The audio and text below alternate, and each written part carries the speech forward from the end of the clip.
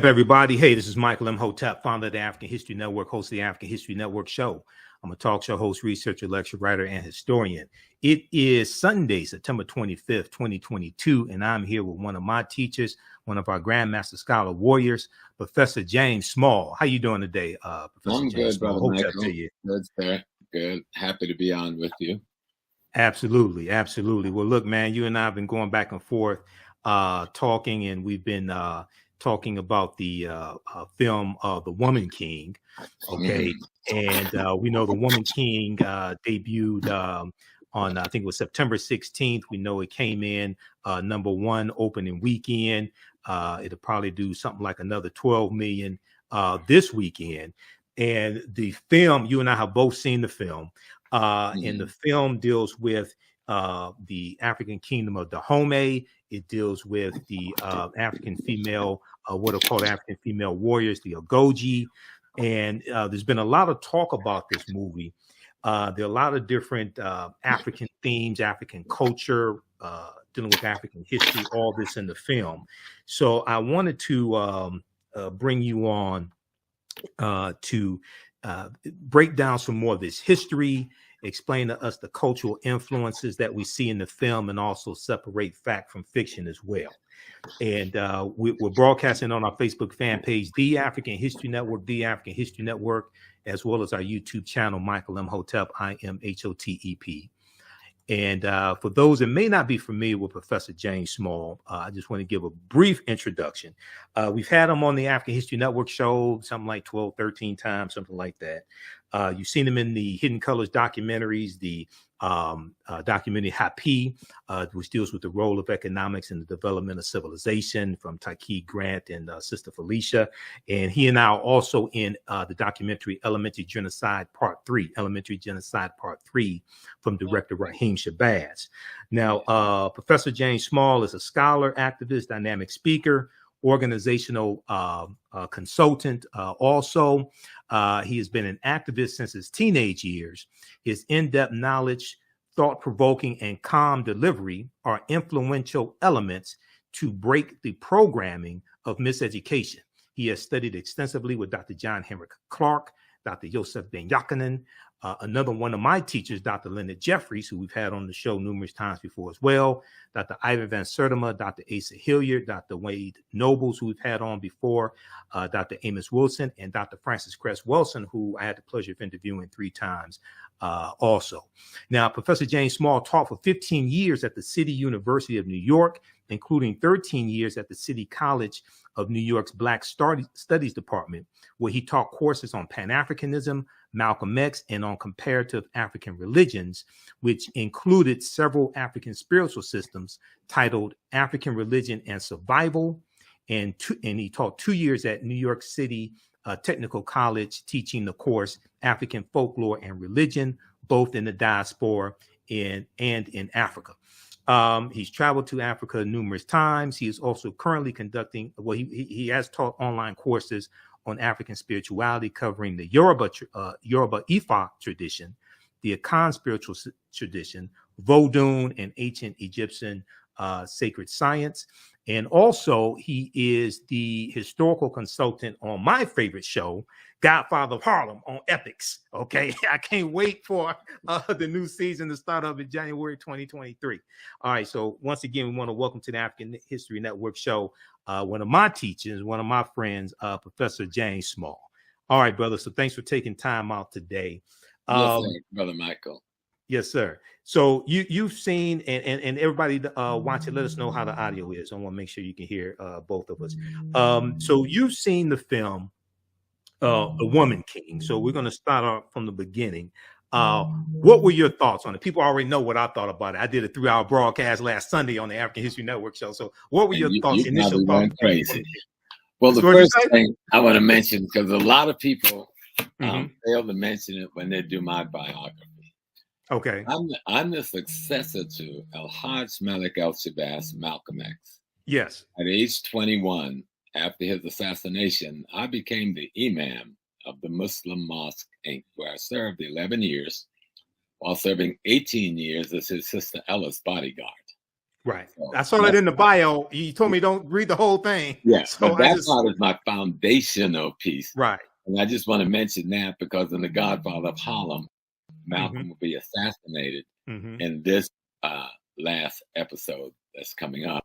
And we're really trying to do that in a way with dignity to him and the family and not the usual stuff we see.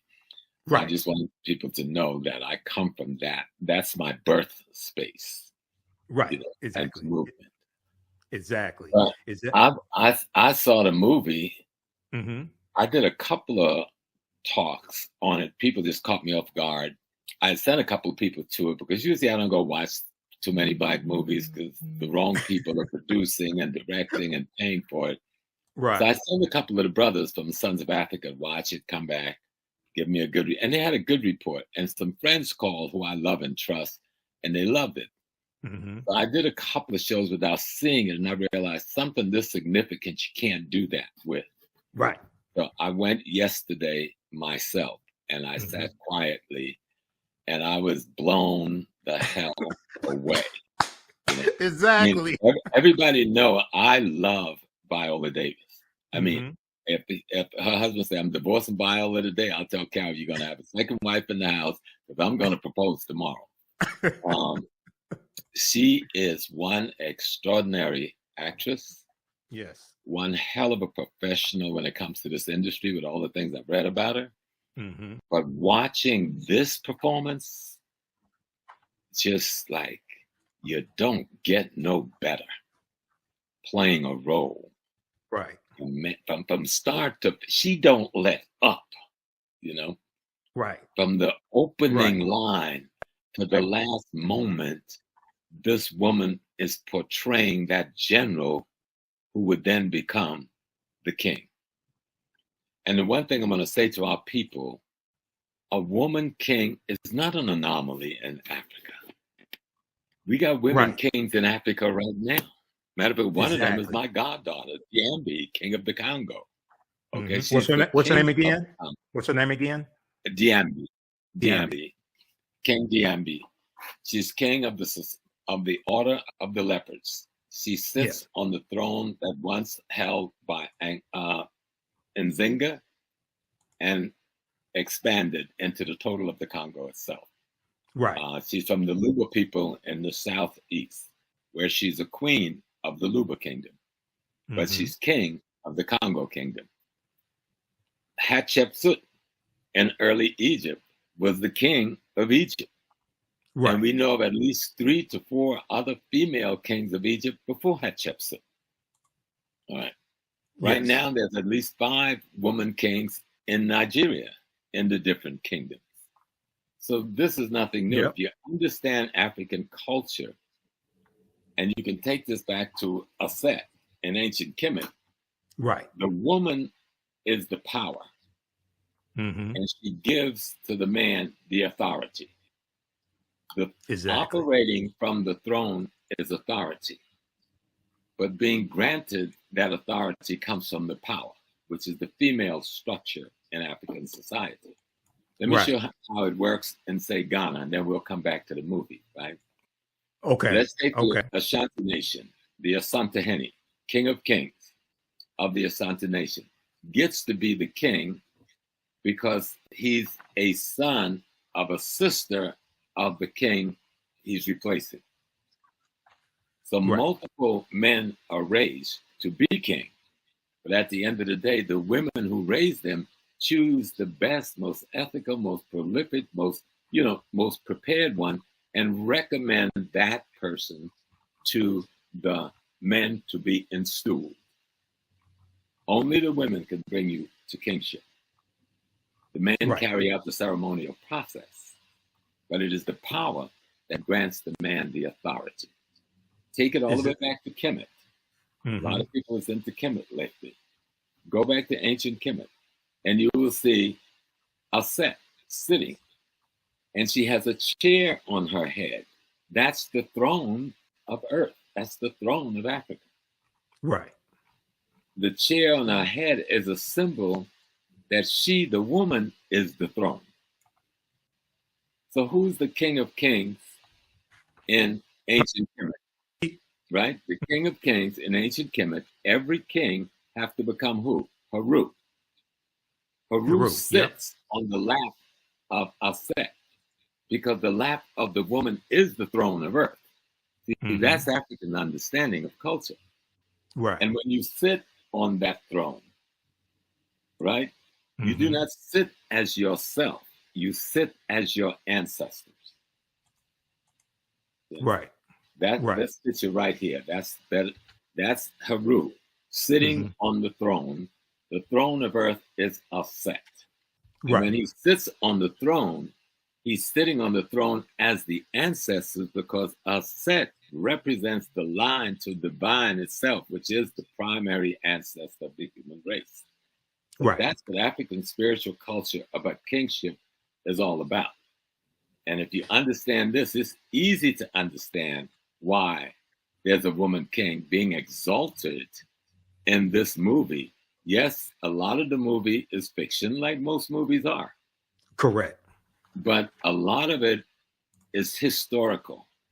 Right. Even if the timeline may not be on, the events is historically rooted. And then when you look at the cultural pieces, which we could talk about as we go along, I'll mention some up front. There's a young man named Malik.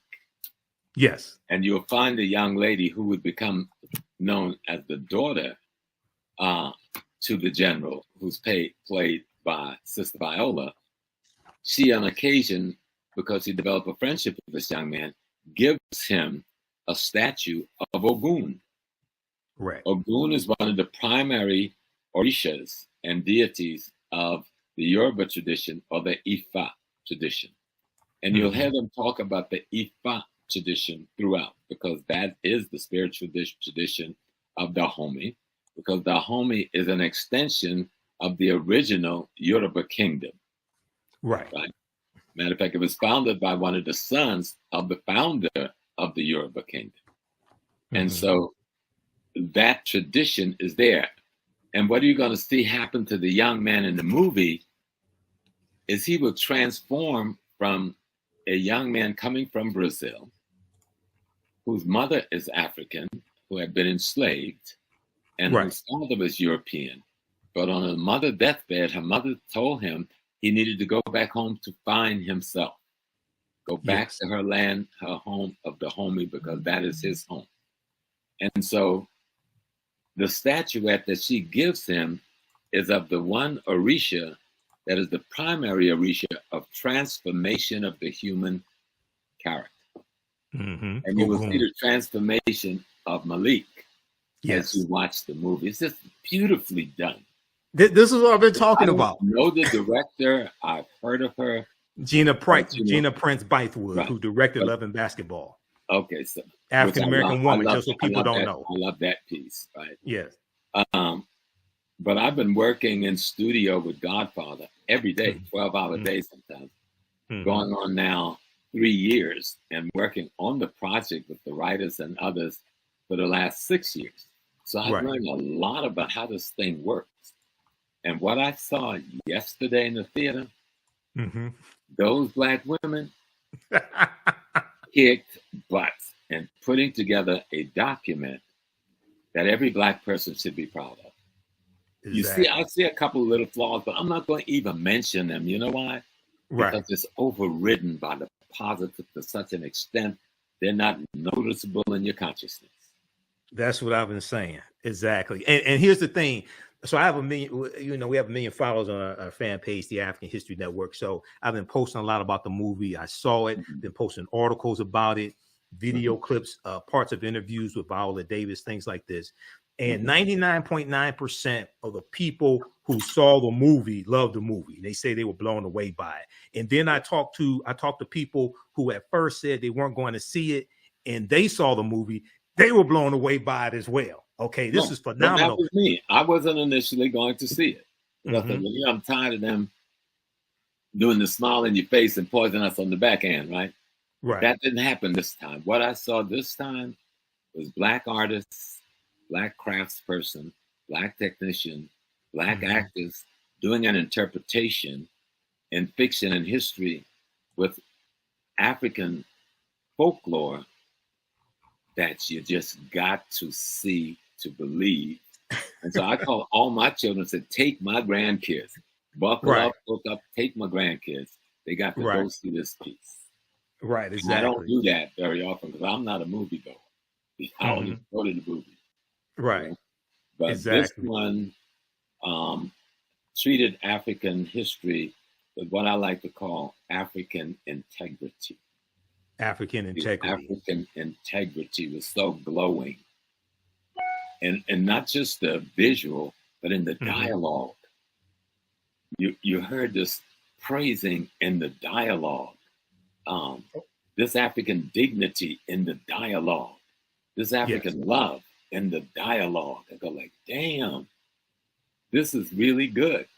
And I found myself crying on more than one occasion. I don't do that. Right. I cried at the end. I shed some tears at the end. My breath a couple of times. I was hit so heavy because, I love African history like you. Right. I've absorbed myself in it. I live it. And that movie had me reeling.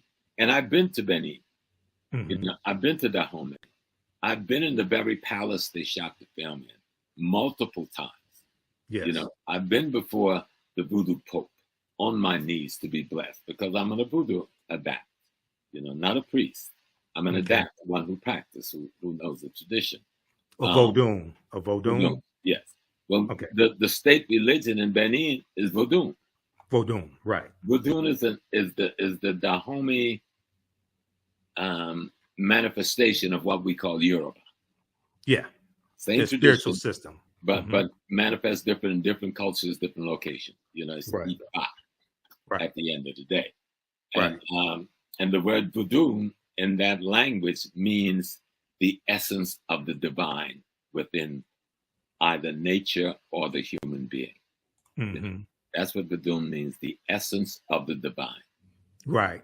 Well, we're gonna go. I'm gonna go to the official synopsis of the movie to give some people the background information on the movie, on the synopsis, and then we're going to continue. I want you to explain African integrity in just a minute, but first, I got to recognize my friend, and I'm also Professor Hunter Adams. He's watching right now. Okay. Yeah, absolutely. Professor Hunter Adams, thanks so much for watching. He said, I agree, Professor James Small. So absolutely. So let's look at this here. So the official website is thewomanking.movie, thewomanking.movie. I want to look at the official synopsis, and then we're going to delve deeper. Because one of the things I want to just briefly explain to people is when you hear that a movie is based on a true story, right? You really have to understand what that means, because there are 4 different types of true story screenplays. There are 4 different types of ways to tell the story. And so The Woman King is the remarkable, this is the official synopsis. The Woman King is the remarkable story of the Agojie, the all-female unit of what they call warriors who protected the African kingdom of Dahomey in the 1800s with skills and a fierceness unlike anything the world has ever seen. Quote unquote, inspired. This is the key word, everybody. Inspired by true events, The Woman King follows the emotionally epic journey of General Naniska, played by Oscar winner Viola Davis, and it was her production company, her and her husband Julius, their production company that produced this film, as she trains the next generation of recruits and readies them for battle against an enemy determined to destroy their way of life. Some things are worth fighting for. It's directed by Gina Prince-Bythewood, who's an African-American female woman. Story played by Maria Bello and Dana Stevens, 2 white women, and produced by Kathy Schulman, Viola Davis, husband Julius Tennant, and Maria Bello. Okay, so the reason why I wanted to go through that, Professor Small, very quickly here is, and I've done a ton of research on the film as well. There is, I've experienced this before with other movies, and you have to be careful when you hear a term like based on a true story. You have to really understand what it is. So very quickly, there are 4 ways to tell these historical movies. Okay, this is a good article everybody can read. It's from Screencraft. Is your script based on, quote unquote, based on or inspired by a true story? What's the difference? So you have based on a true story, you have based on true events, you have inspired by a true story, and inspired by true events. Those are 4 different types of ways of telling a story. Mm-hmm. Each one has different levels of fiction interwoven into them. The Woman King, according to the official synopsis, is inspired by true events. Okay, I want to briefly explain what that means. Screenplays don't come as loose as the term, quote unquote, true, as they do with stories, quote unquote, inspired by true events. Okay, this is not the attack of Woman King. I just want people to understand this. These scripts take a true event. We can blow this up even more. These scripts take a true event and tell a cinematic story with nearly all fictional characters and fictional macro events. Okay, so once again, I study a lot of movies. I've done lectures dealing with different movies, so you just have to understand how they're telling this movie. Is it based on a true story? Is it based on true events? Is it inspired by a true story or inspired by true events? Inspired by true events, by definition, based upon the industry, is going to have more fiction in it than the other ways of telling these stories. Okay, go ahead, Professor Small. Well, the key thing, because I work with the Godfather of Harlem. Yes, and exactly. It's based on true events. Yes. And the Godfather of Harlem, we really do the autobiography of Malcolm X. We've actually devoted more time to doing that than any other cinematic production ever. Okay. Malcolm X has been in something like about 12 episodes, also, no, 22 episodes when it's over, 22 or 23 episodes of this piece. And my fighting there is to keep what I call African integrity and historical authenticity, which is not easy. Okay. Exactly. But it has gotten easy because the writers are both black and white, 50%. But they come from on Godfather of Harlem. On Godfather of Harlem. They come from the industry's protocols. So here comes this guy from a Black Studies, Black nationalist background, who knows nothing about writing, but want to see images on the screen that reflect African integrity, and reflect the historical authenticity that I think it should. But it's fiction. It's like, how do we take Malcolm X? How do we take Adam Powell? How do we take Bumpy Johnson and create a fictional story about a gangster who partners with civil rights and human rights leaders to get control of Harlem from the white operators of Harlem? How do you tell that fictional story using these historical characters and some historical events? And sitting, most of my work is done, even though I go in studio every day, my work is done with the writers in the writers' workshop before it gets to a director, before it gets to the big boys to say, okay, this is cool. And so that's where we get a chance to say, this is what the dialogue is going to look like. This is what the scene is going to look like. This is what's going to be in that room. This is what the costume is going to look like. This is what the attitude is going to be, etc. And so when I'm watching this piece, having spent so much time in Togo, Benin, and Ghana over the last 3 decades, I'm there.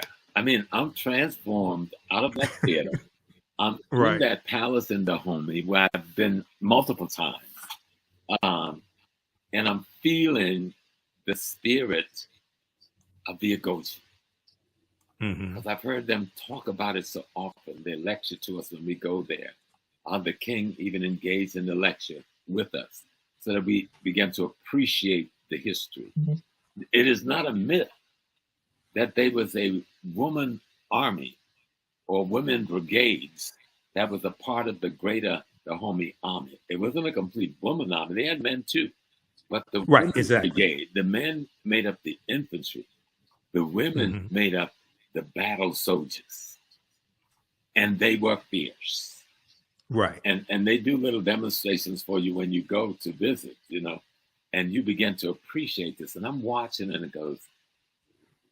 And I've also studied, like you, many of the rebellions and the resistance on the ground in Africa before we got on the slave ship. Many of the wars, many of the jihads to try and stop the slave trade, which had been going on for 1,500 years plus before 1492.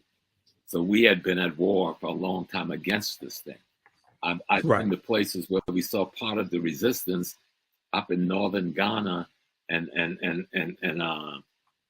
other areas where the people built houses without windows, if you can imagine that, right?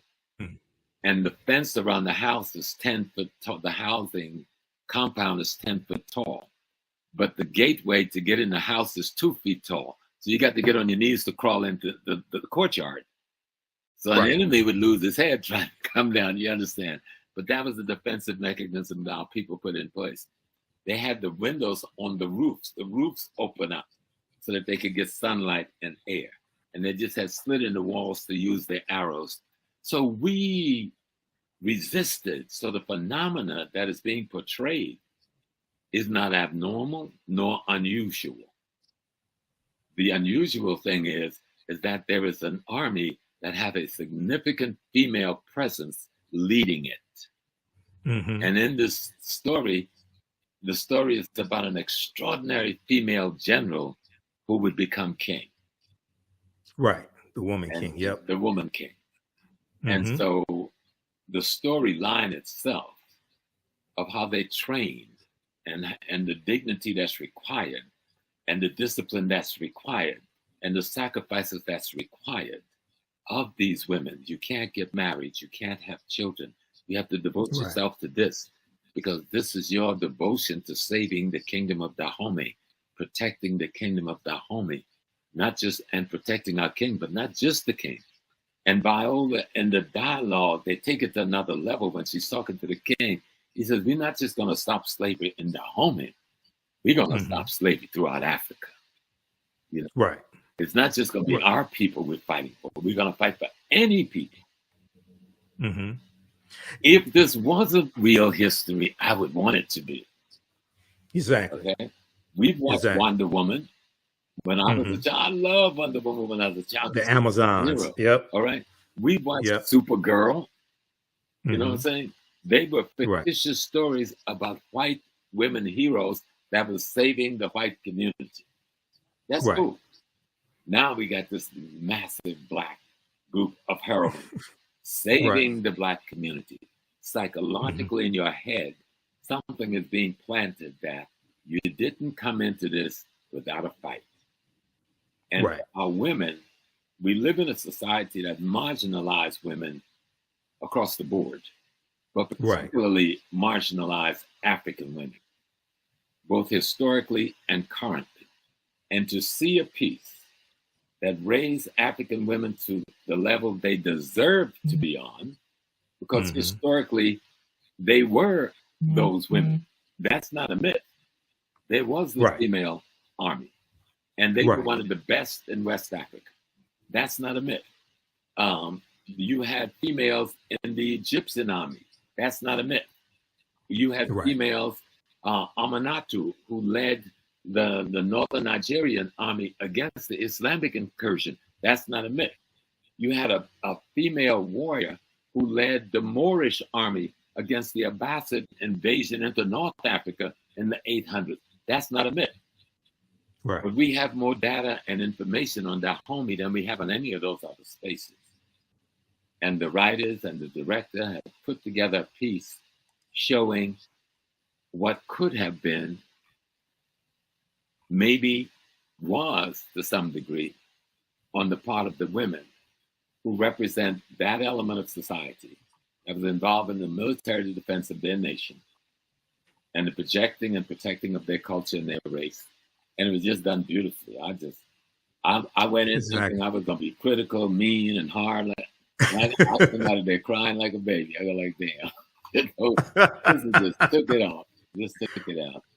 Exactly. And there was so much African culture, so many references to you hear them history. talking about Ifa.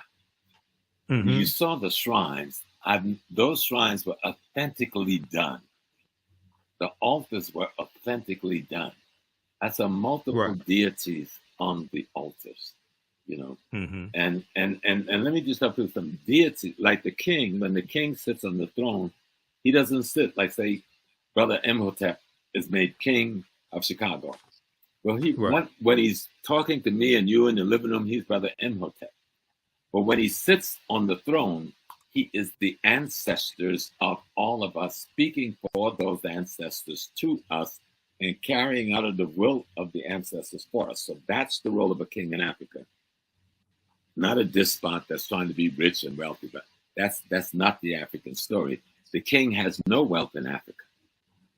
In the African traditional sense, he's taken care of by the community. He has no need desires because they take care of his need desires. But his responsibility is to interpret the ancestral will and wisdom to his community, both as priest and as jurist, because he's the head of the court in the community. That's the king in Africa, male or female. Yeah, you know, a lot of our understanding of the term king comes from a European perspective. Yeah. Not from an African cultural perspective, because I saw a lot of comments saying, oh, it's the woman king. They're trying to emasculate the men and things like this. And I saw the movie. That's not the case. Go ahead. That don't happen. Matter of fact, in the movie, the man is helping to train the women.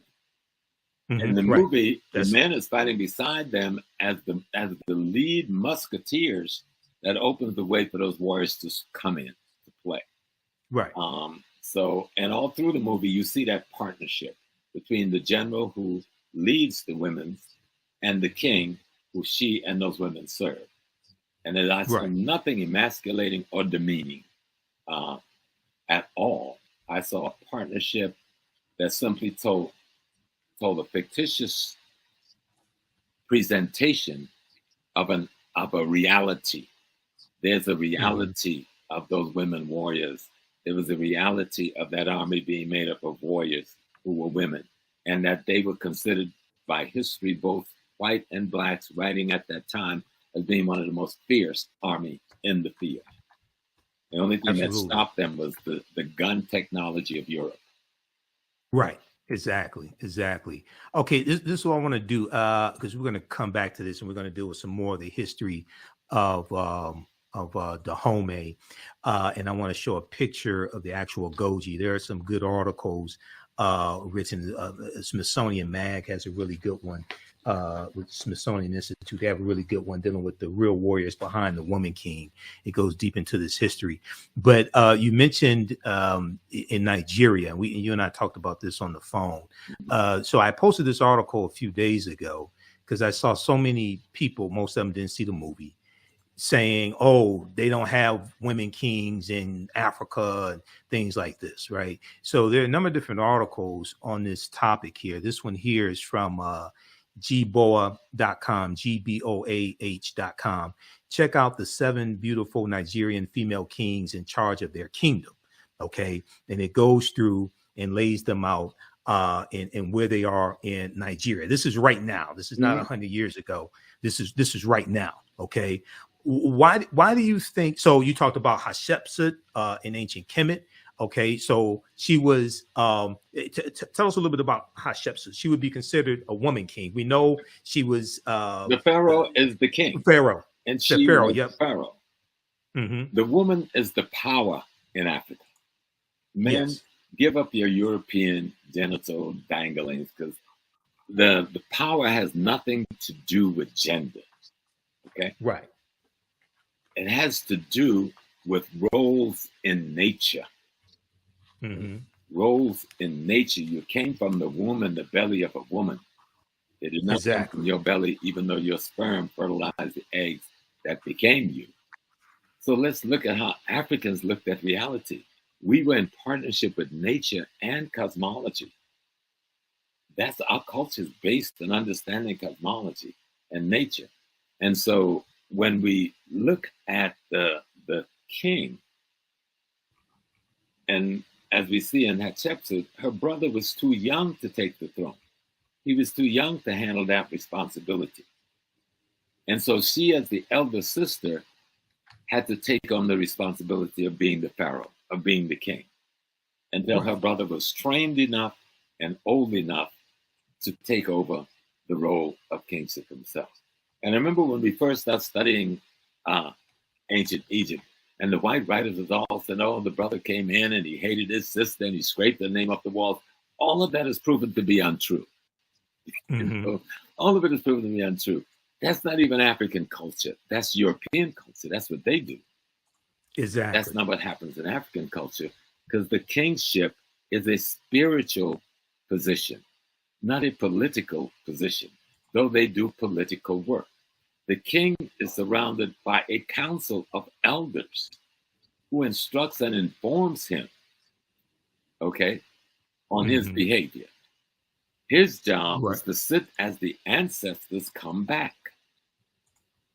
I know this for a fact because I've been trained at the stool. In Ghana, I'm Nana Kofi Mpansa, the second of the Ogogo stool, under the kingship of Akua Kusapam.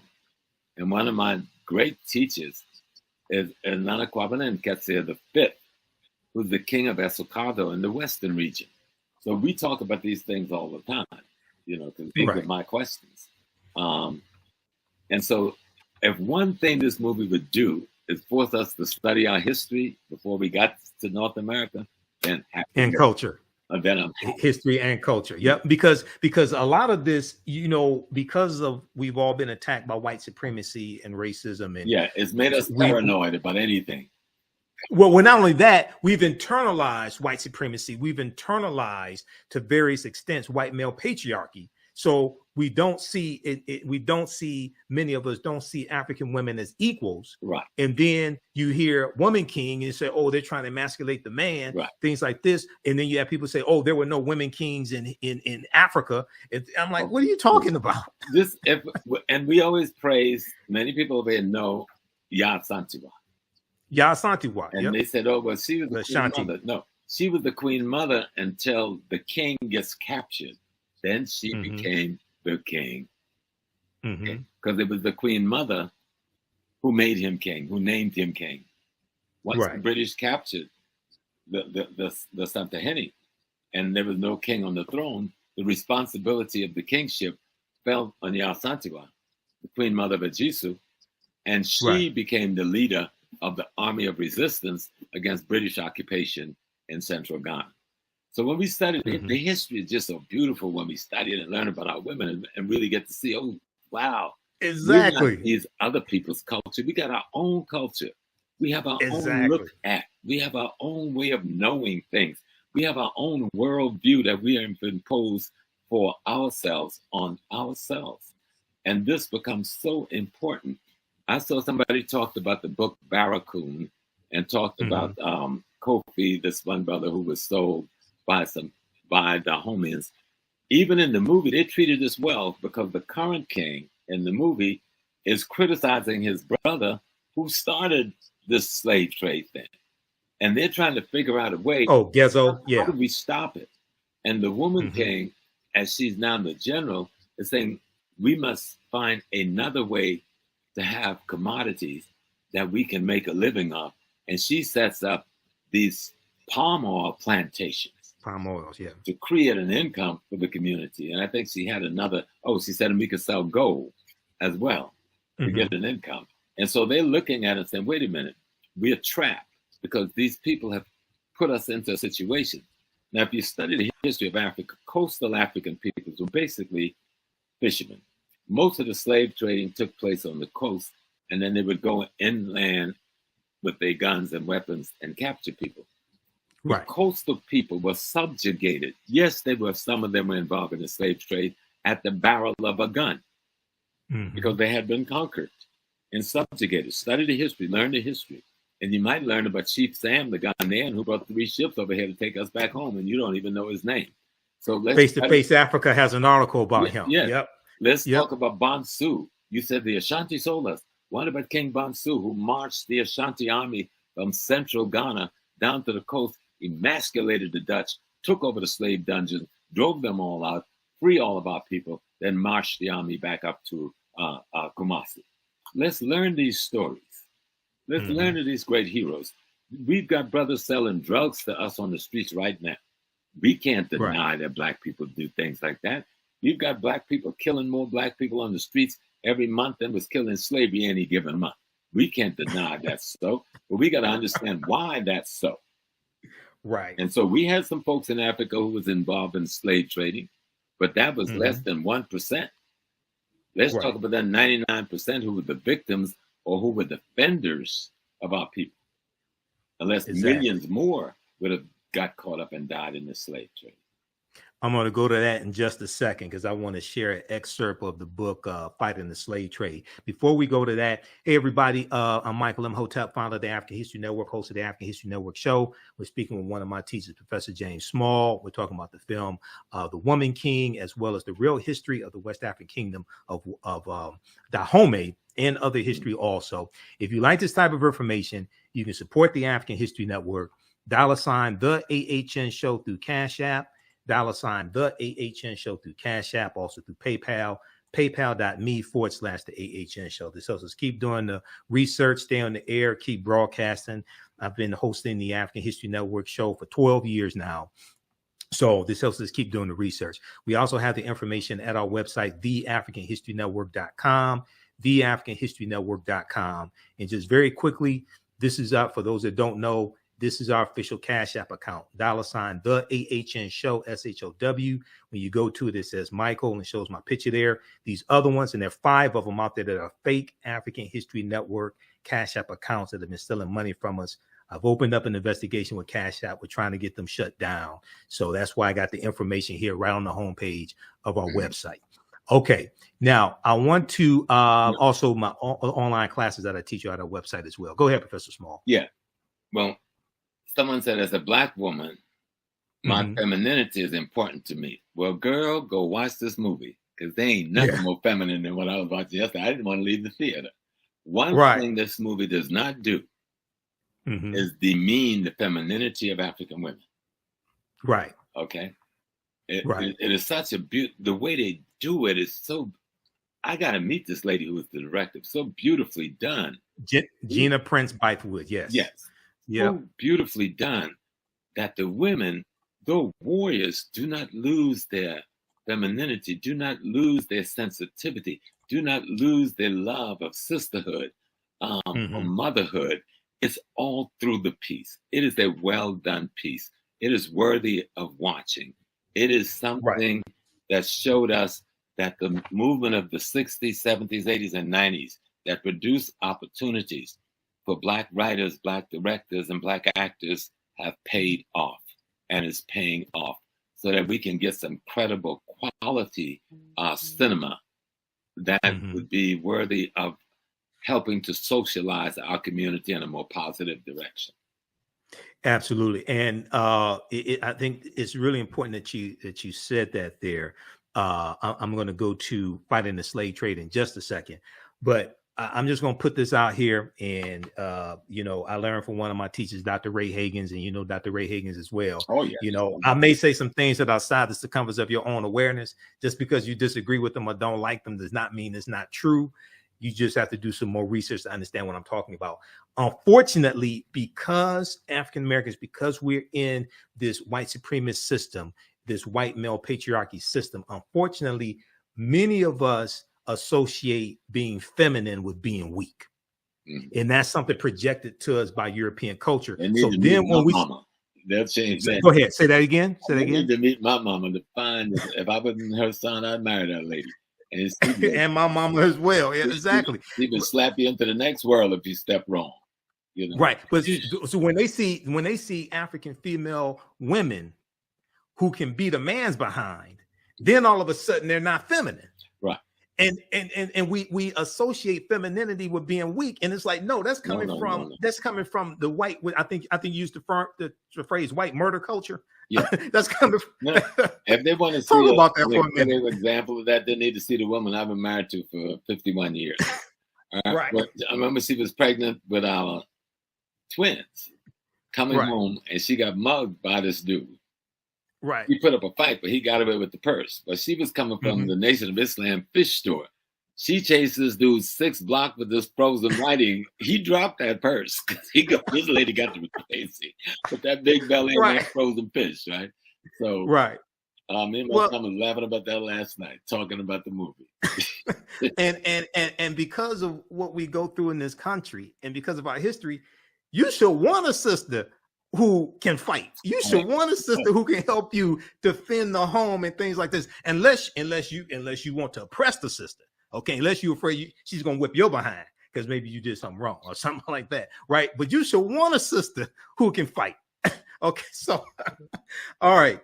I want to go to this right here. This is an excerpt of the book Fighting the Slave Trade by a brilliant sister, Dr. Sylvian Diop. You and I talked about this briefly today. This is the synopsis. Is at Amazon.com. You can try to get it from an African-American book dealer. If not, maybe Amazon. It's called Fighting the Slave Trade, West African Strategies. This is going to segue into our further discussion with Dahomey and their involvement in the transatlantic slave trade, Professor Small. Fighting the Slave Trade, West African Strategies. This book came out in 2003. Sylvian Diop is a brilliant sister. I'm trying to get on the African History Network show. She's the author of many books. Here's the official synopsis of this book. While most studies of the slave trade, the transatlantic slave trade specifically, focus on captives and on their ethnic origins, the question of how the Africans organized their familial communal lives to resist and assail the transatlantic slave trade has not received adequate attention. How Africans fought back against this. But our picture of the slave trade is incomplete without an examination of the ways in which men and women responded to the threat and reality of enslavement and deportation. Fighting the Slave Trade is the first book to, possibly so, this came out in 2003. Fighting the Slave Trade is the first book to explore in a systematic manner the strategies Africans used to protect and defend themselves and their communities from the onslaught of the transatlantic slave trade, and how they fought back against the transatlantic slave trade. It challenges widely held myths of African passivity and general complicity in the slave trade, and shows that resistance to enslavement and to involvement in the slave trade was much more pervasive than has been acknowledged by the orthodox interpretation of historical literature.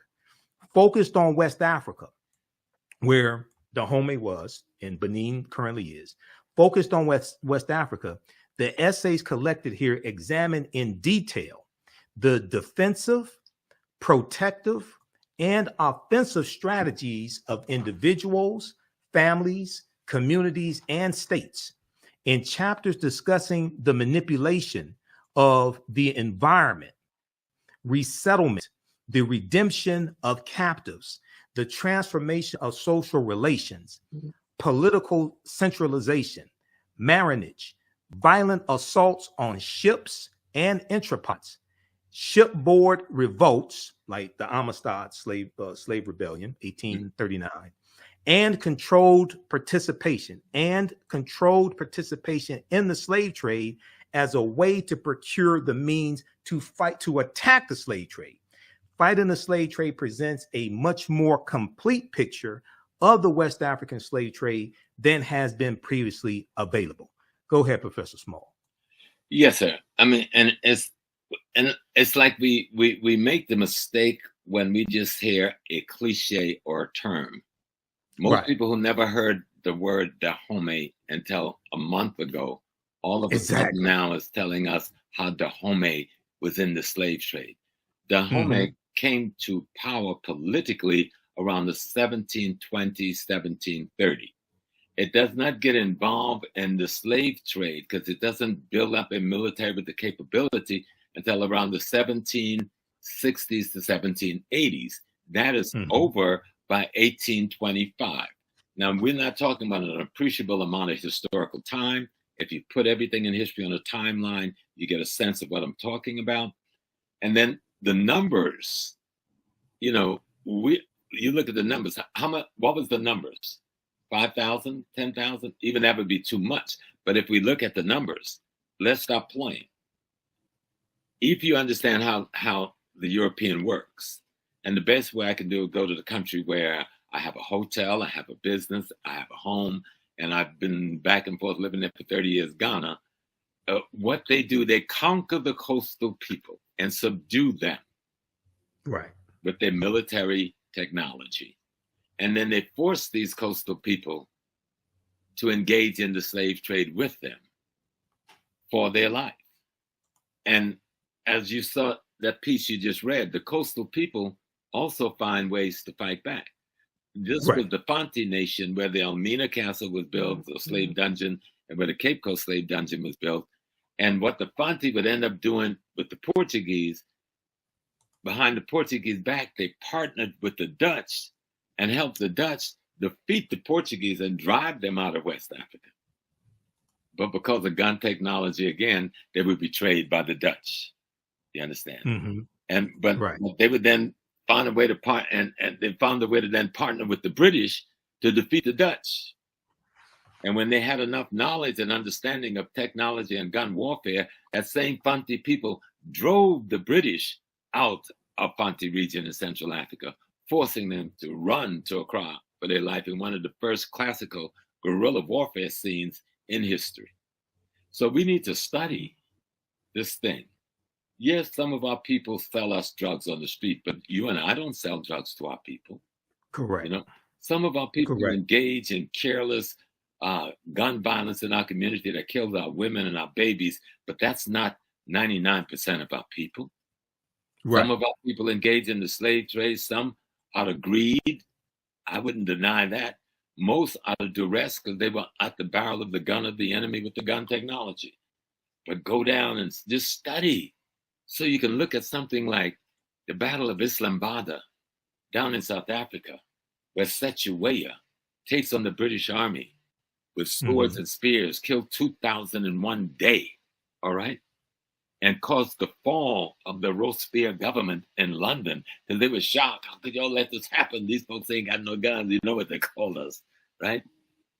Go all the way up to where we're looking at the Berlin Conference. After the Berlin Conference, the invasion of Sudan, Muhammad Ahmed takes on 23,000 British troops and Turkish, Egyptian troops, and send only 3,000 back up to Egypt alive. Talk about resistance. Go with Amanatu and the kingdom that was just above. There's just so many episodes of the great heroine and heroes that fought in these wars of liberation and fought of slave resistance. You will never sit back and talk about Africans sold us.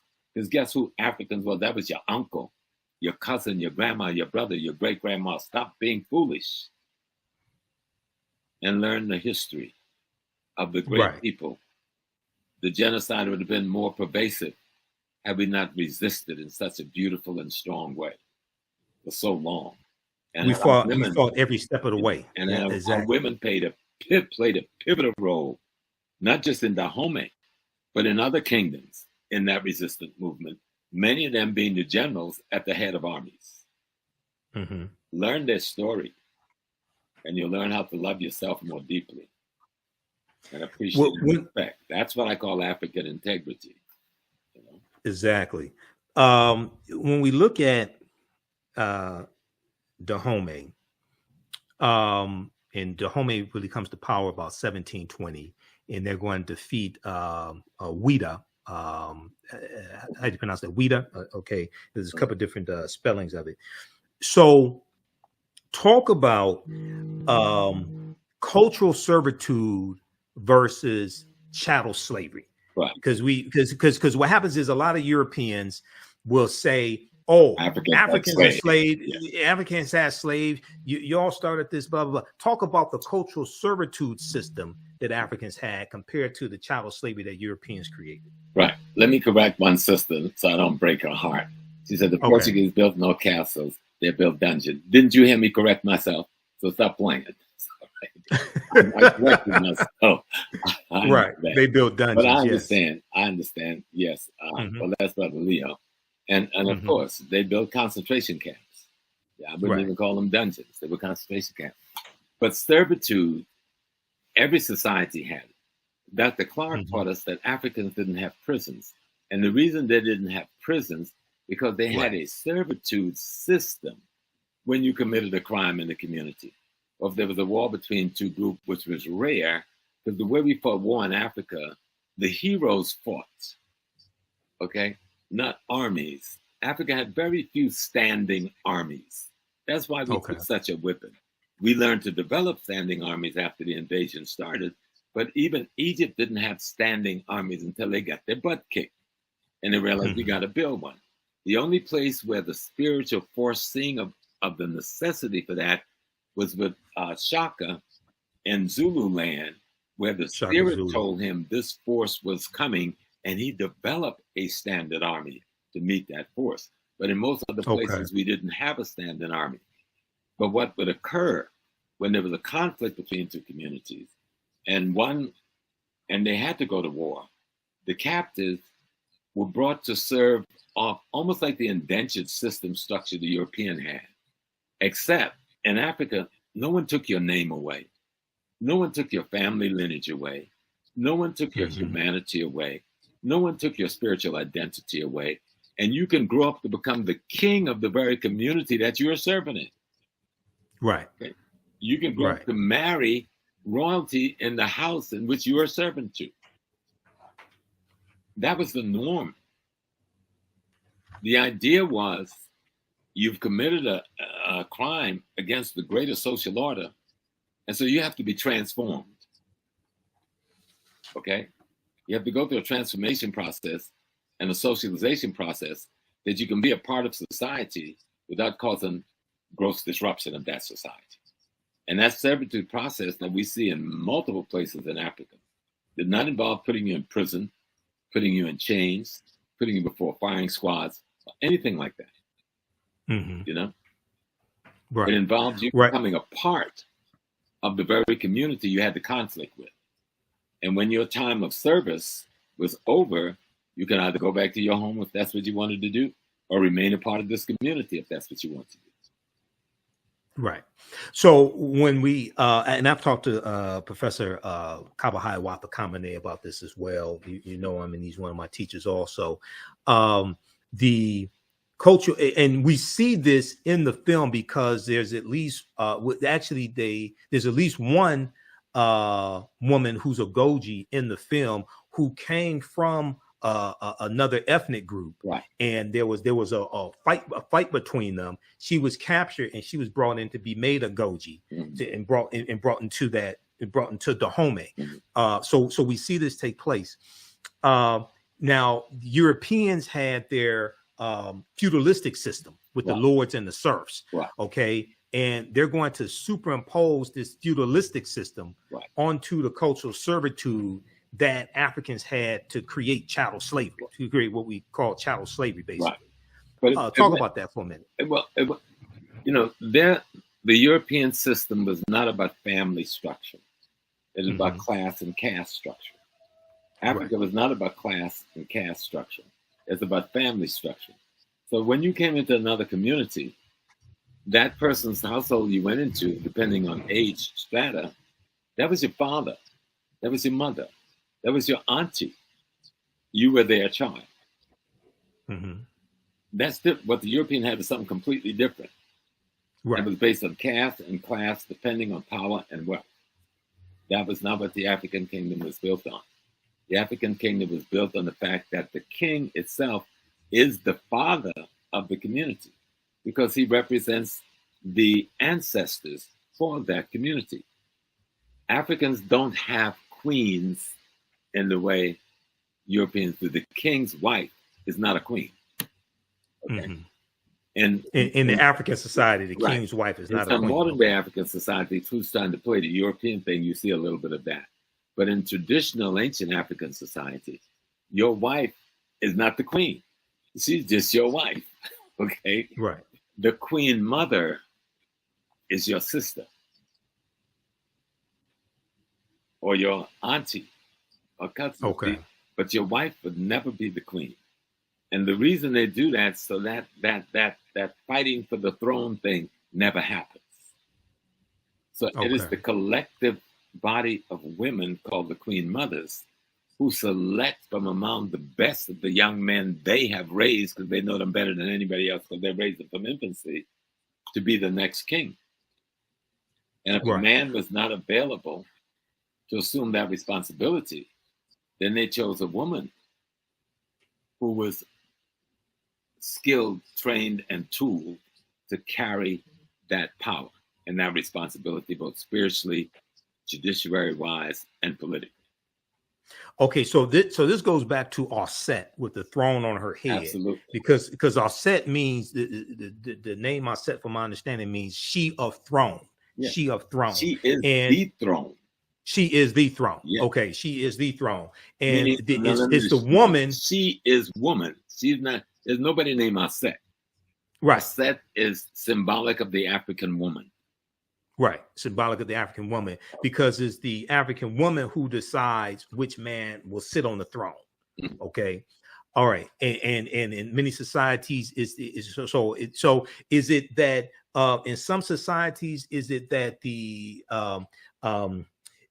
lineage was matrilineal, which went through the woman side of the family, and we kept it in America. We had a kind of a term we used that people thought was joking: mama's baby, daddy's maybe. right. The way they solve the bloodline is to go to the one place where you know the authenticity of a bloodline. Right. And that means it's not matriarchal. Matriarchal means women rule. That's a white folks term.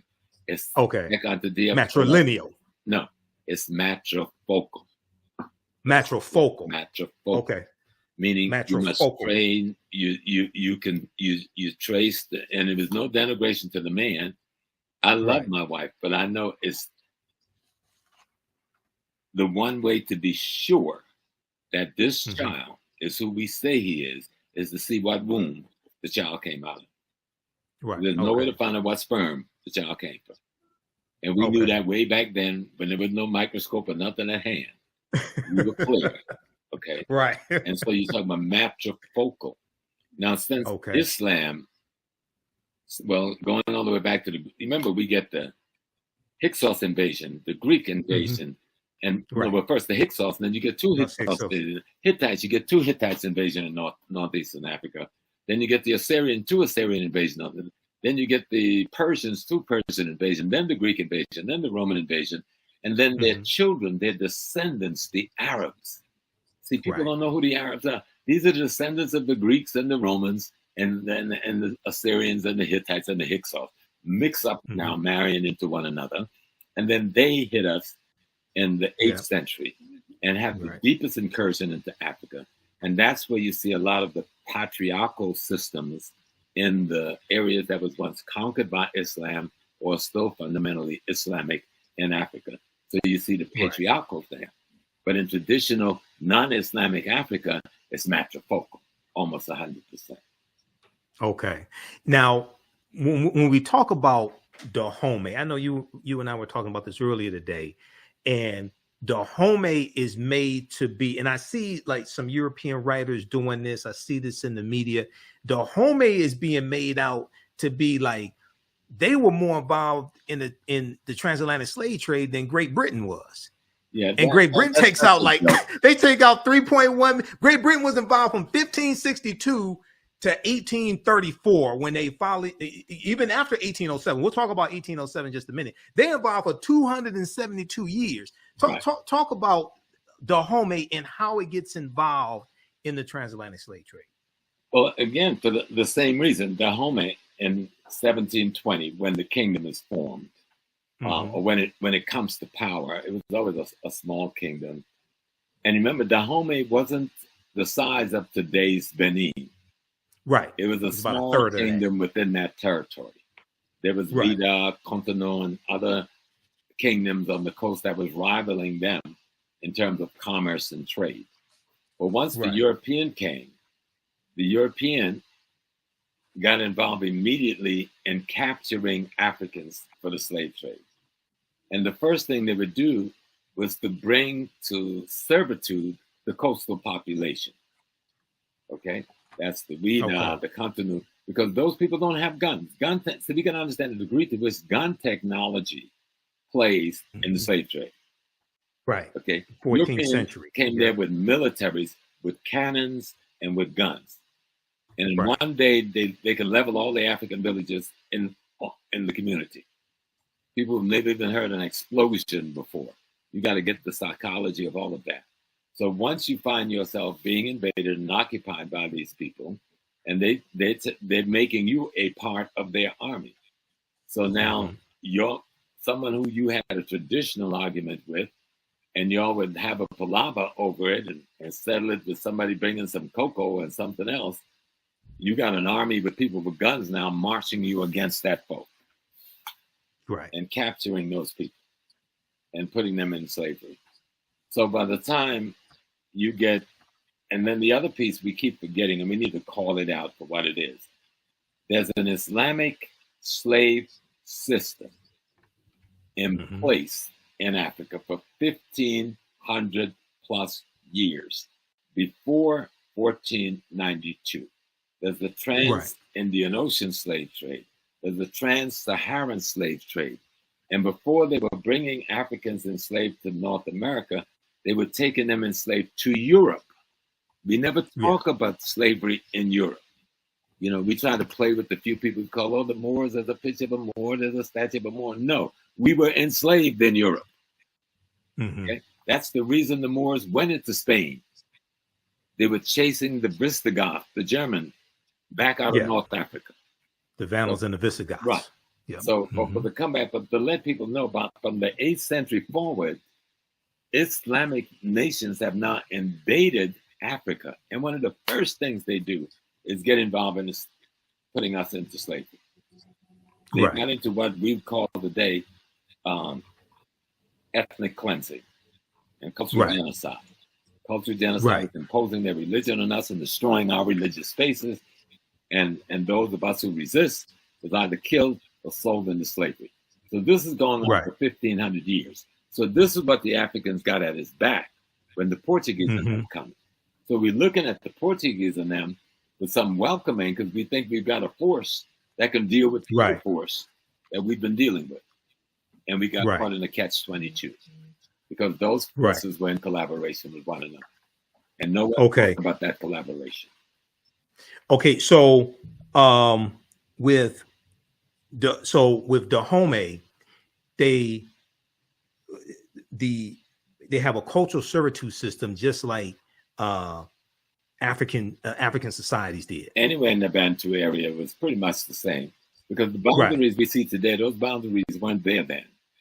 Yeah, they come from the Berlin Conference largely. Right. Yeah, we're talking about the major empire which they're talking about in the films called the Oyo. Oh, that's what I was about to ask. Explain the Oyo Empire and the conflict between the Oyo Empire and Dahomey. The greater Yoruba nation. Right. Yoruba is not a religion. Yoruba is a people. Right? And just 1 second, everybody watching, give us a thumbs up, give us a heart on this broadcast. Go ahead, Professor Small. Answer that question. I'll be right back. So you go ahead, keep talking. The Yoruba nation and the founder of that nation had 4 sons who went out in different places and settled other lands and built other kingdoms. Well, Dahomey is one of those kingdoms that members of the Yoruba royal family developed and built. But over time, like what happens between many communities, conflict develop around trade, conflict develop around secession, conflict develop around all kinds of things. So Dahomey breaks away from the Oyo kingdom, okay? And so there's a conflict between them. But even in the story, the fictitious thing of the Oyo kingdom being big into slavery, they don't get into slavery until later on in the greater Yoruba wars that would take place after this period of time that the Dahomey is being talked about. But there's a conflict between Dahomey and the Yoruba land. Yoruba land is being invaded by the British, or by this time have been invaded by the British This is the great burning of Benin and the robbing of Benin of all of its wealth and art and so forth that we hear about in history, but we don't connect it to nothing, right?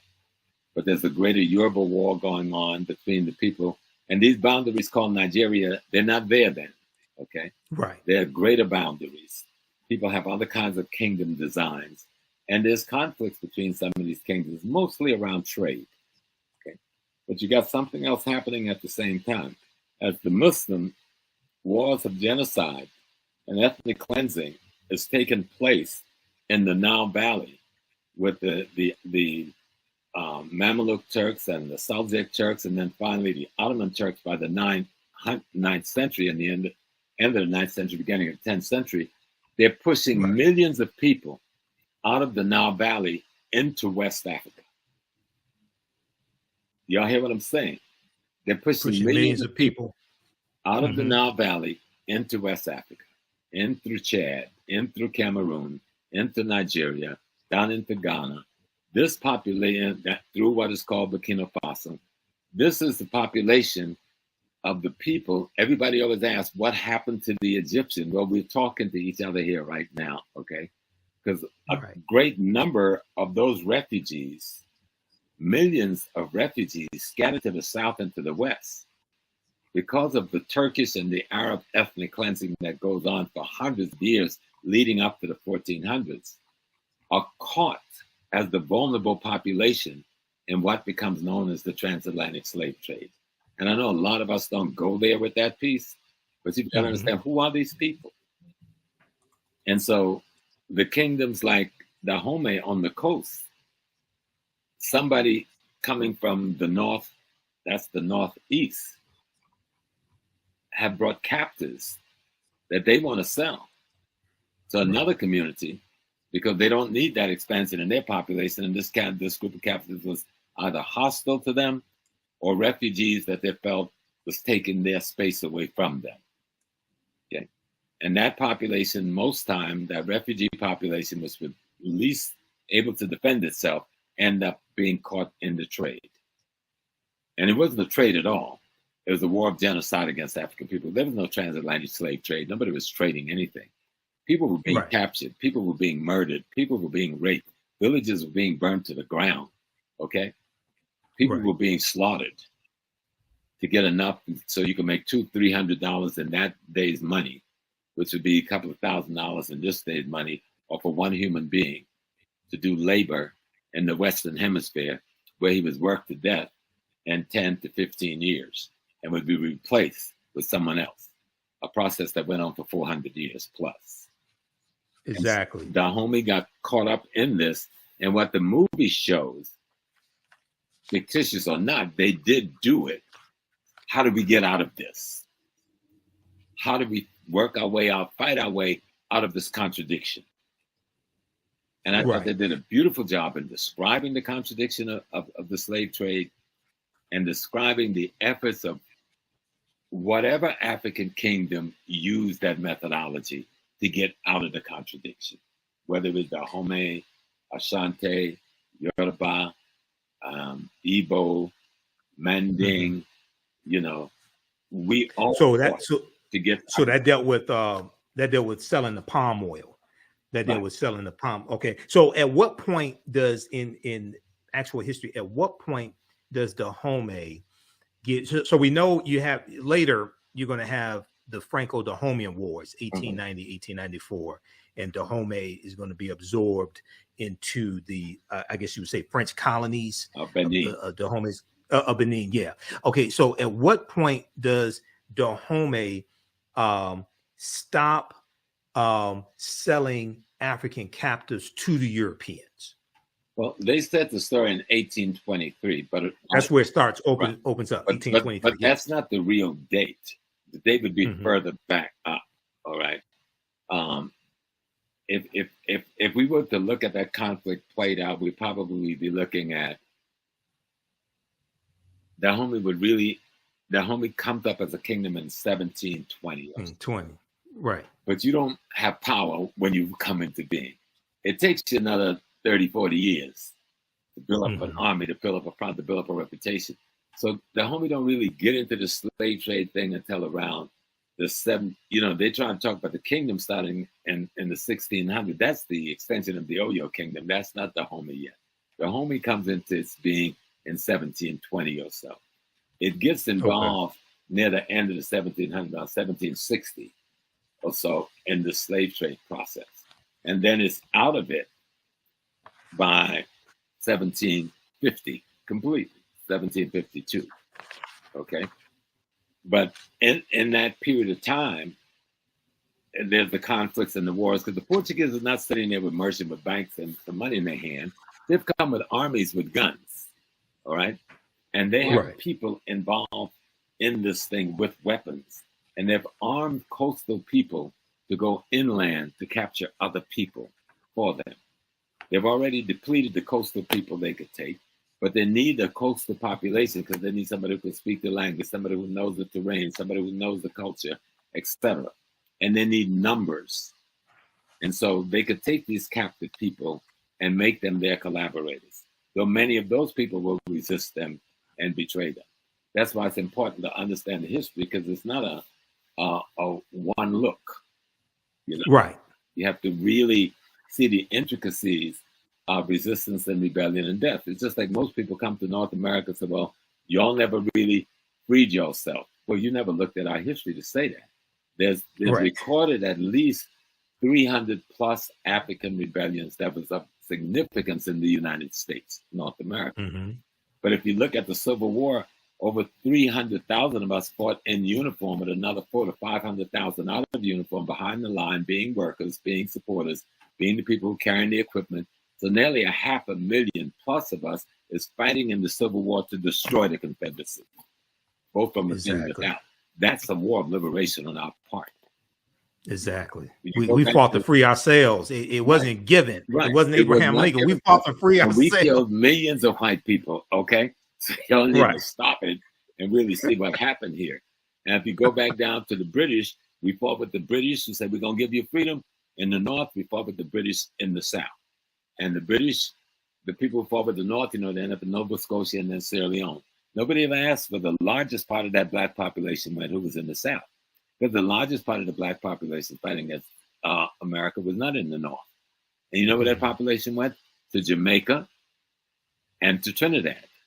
Okay. And they started the Pokemon movement in Jamaica. Those black Geechee Gullah people who fought with the British. And in Trinidad, Tony Martin deals with this in his book, his last book, God Bless His Beautiful Soul, History of the Caribbean. He deals with the population that went to Trinidad, and I went to that community. And the streets are named after different military companies they fought in for the British.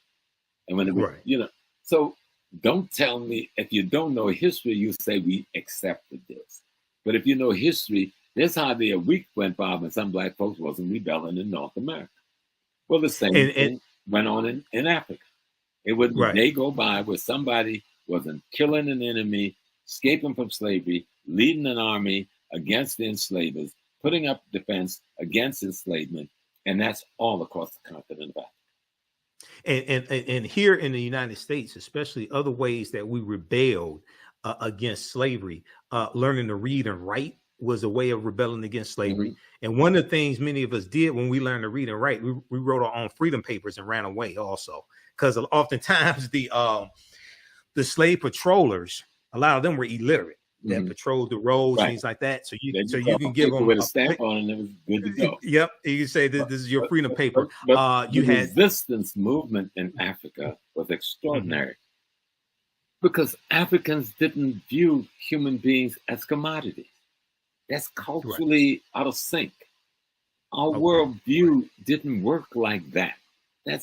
You can't view Africa through European lenses. Otherwise, you're not going to even understand what resistance is. To take a human being's name from them, that's tantamount to slitting somebody's throat. Right. You don't take a human being's name. Your name is your ancestral lineage tag. Takes you back to God. Right. And so if you just look at the African concept of being human, it didn't allow for chattel slavery to be a part of their consciousness. And even those who got involved in that selling people as commodity, like for that period in Dahomey and that period in Ashanti, and maybe some other places as well, one thing you will see for sure, they knew nothing about chattel slavery. They had not been on a ship coming to America. Not a single one of them owned the slave ship. All right? They didn't control the armies that was controlling the shores of Africa. These were all white foreigners with guns. They didn't own a single plantation in America or the Caribbean or Central South America. So let's stop giving ourselves excuses for why we can't look in the mirror and love ourselves. Because a lot, let me tell you what a lot of this is. This resistance is self-hate. Correct. Correct. And someone is trying to say, stop hating yourself, but hating me felt so good. So it's hard to stop. You know what I'm saying? So, and I'm saying, stop hating yourself. Take this tool. No, this movie is not perfect. It's not a panacea. It's not going to solve all of our problems about the slave trade or history.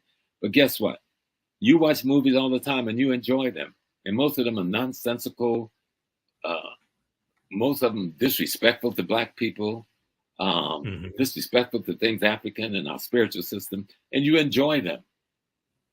This one fight to be the opposite of all of that. Go in and enjoy it. I guarantee you, you'll come back and call Brother Michael. So, Brother Michael, thank you, brother. Thank you, brother.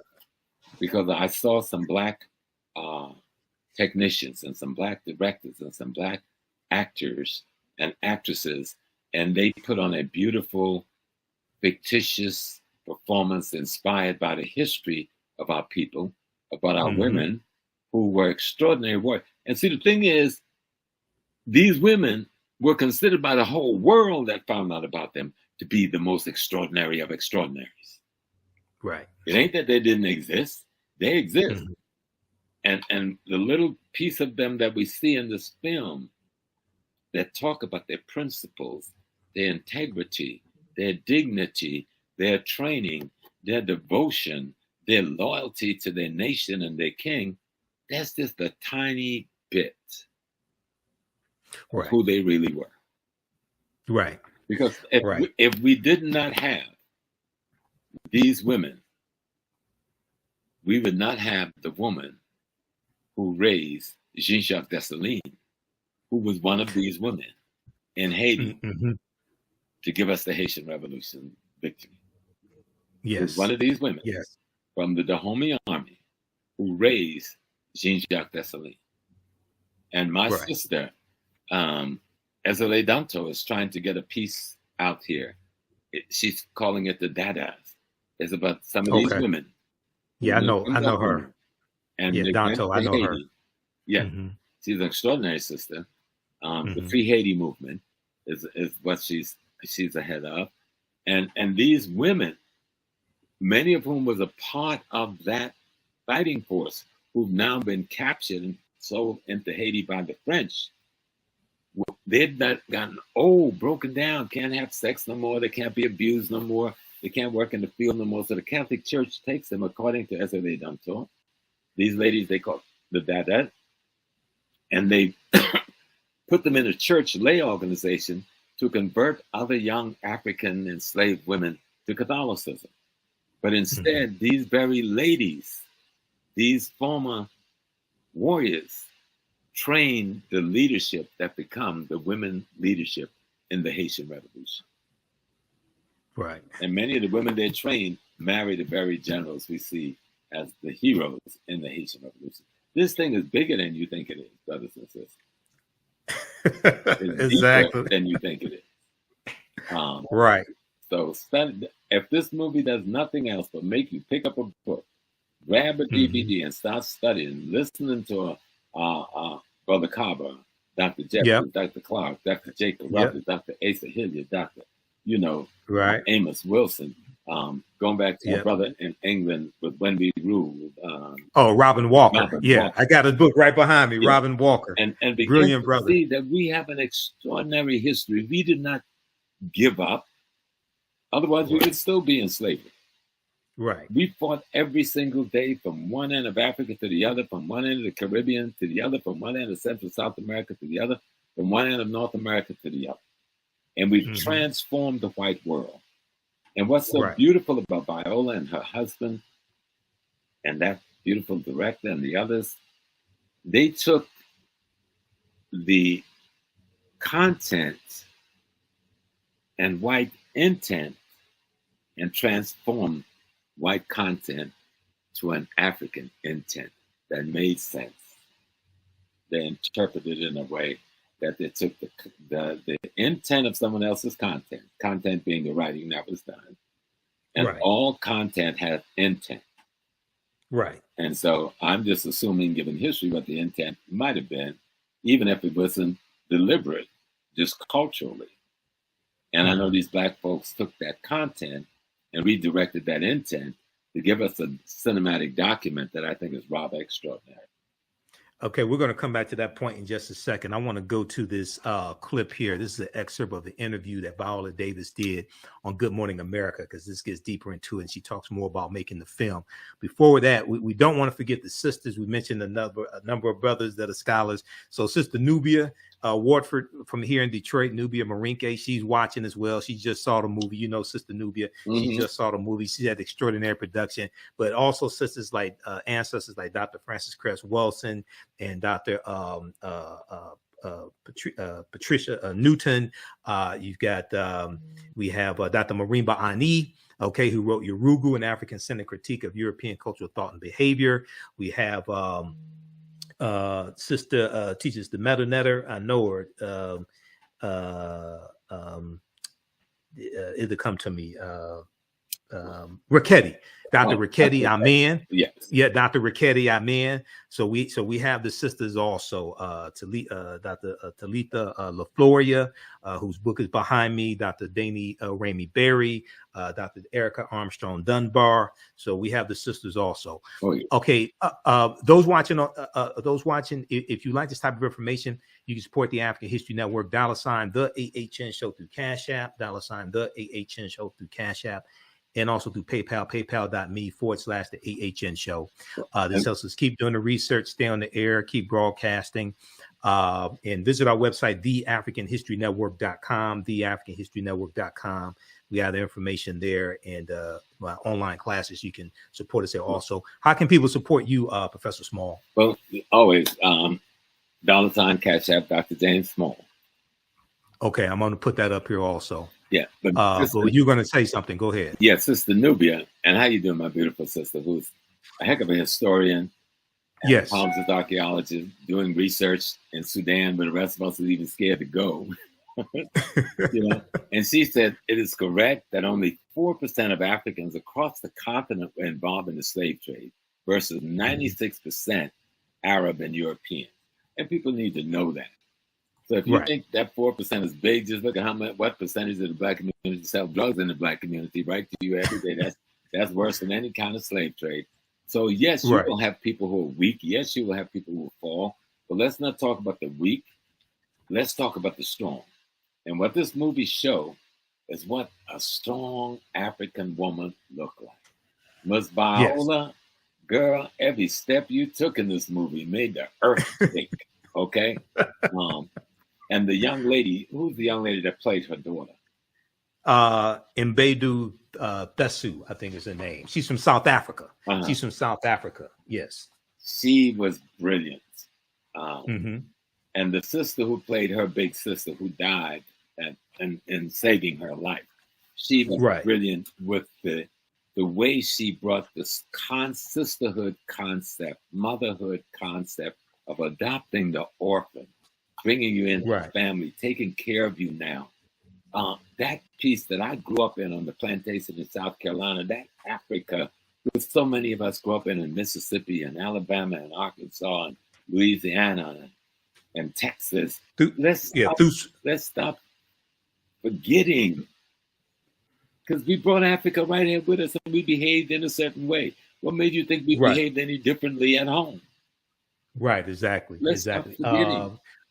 It was Thusu Mbedu. She played Nawi. Viola Davis's daughter. Give us your Cash App again so I can put it up here, Professor Small. What's your Cash App again? $ Dr. James Small. Okay, Dr. James Small. Uh-huh. Okay, we'll put that up here so you all can support Professor Small also. Okay, I want to go to I want to play a little excerpt of this interview.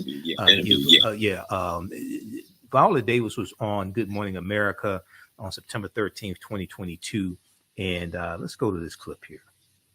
It's a movement. This is so much more than just a movie, and you even talked about it being so important to you, and just that zenith for you. That sort of magnum opus, I call it. Yeah.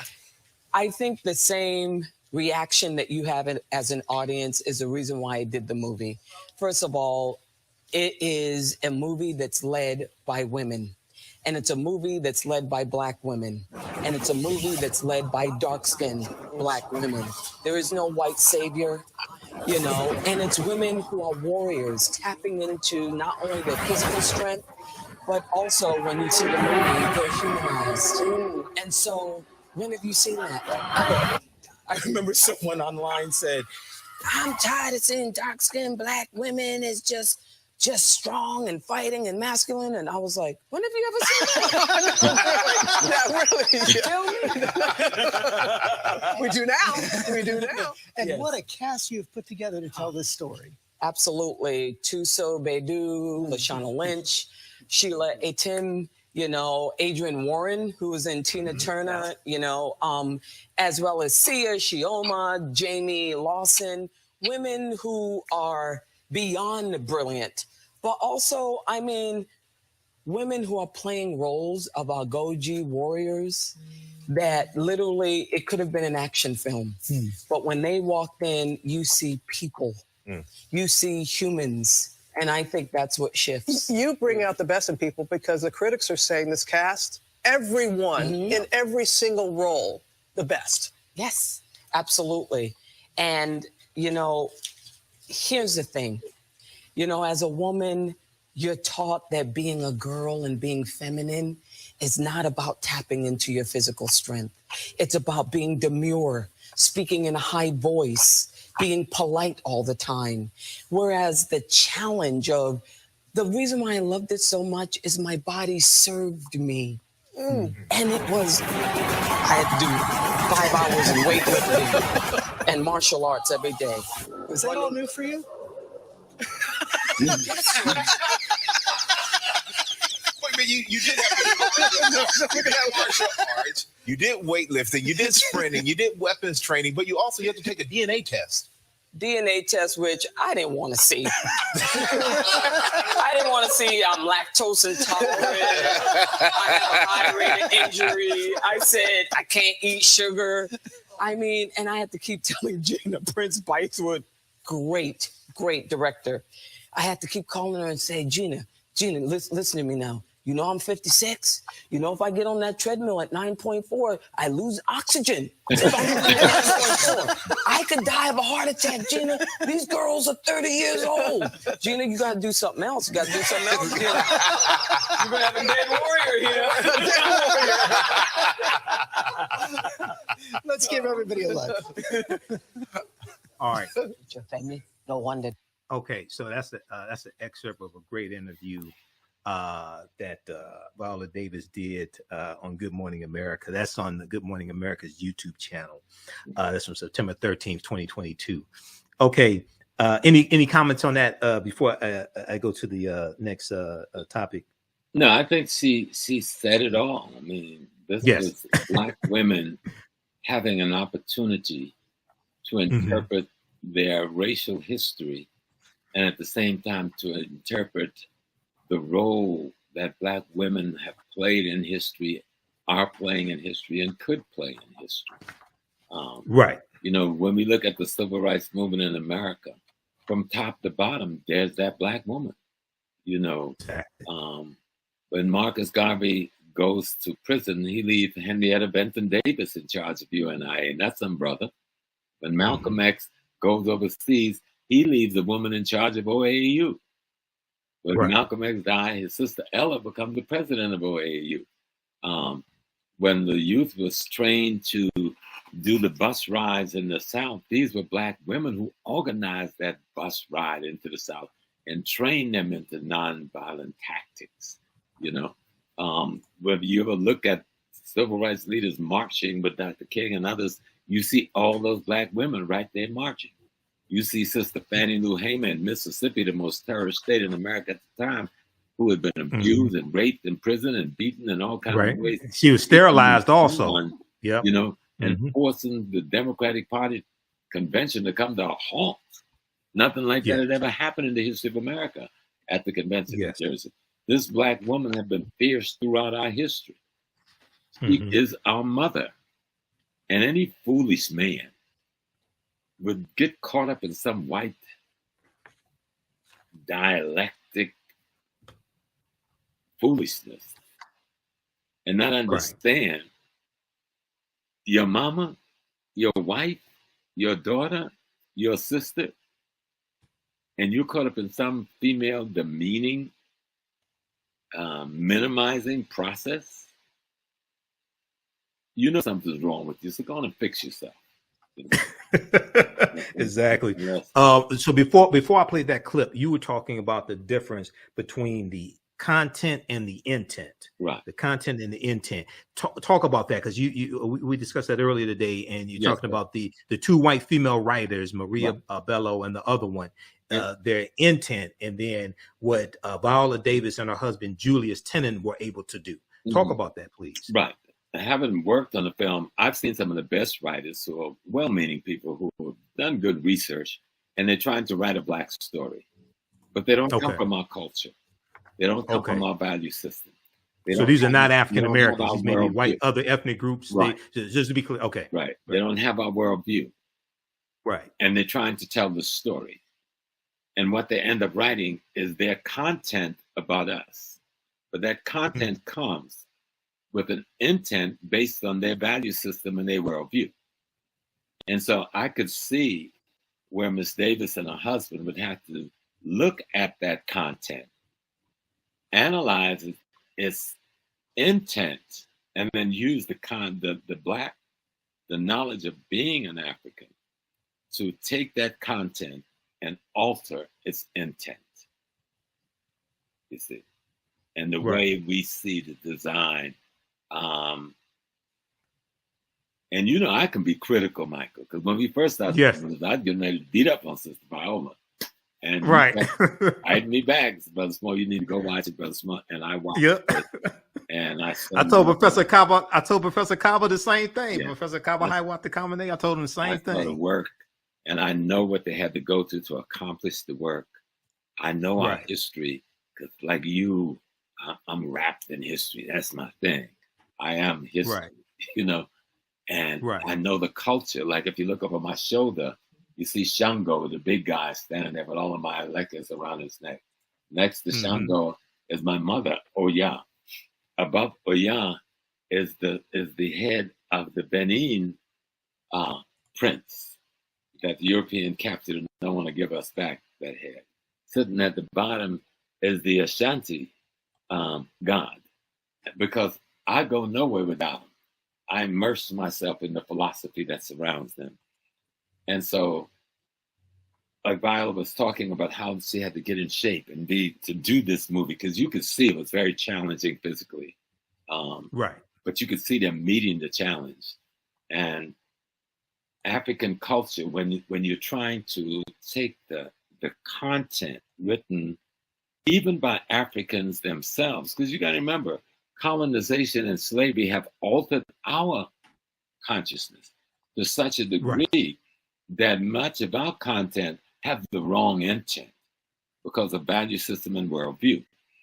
And if you want to bring a message to really talk about taking content and creating an intent that will bring a message that will show, even in fiction, the possibility of what the history of a people could have been and should have been, they had a job cut out for them, and they met the challenge. Yes, they met. I definitely agree. I definitely agree with that.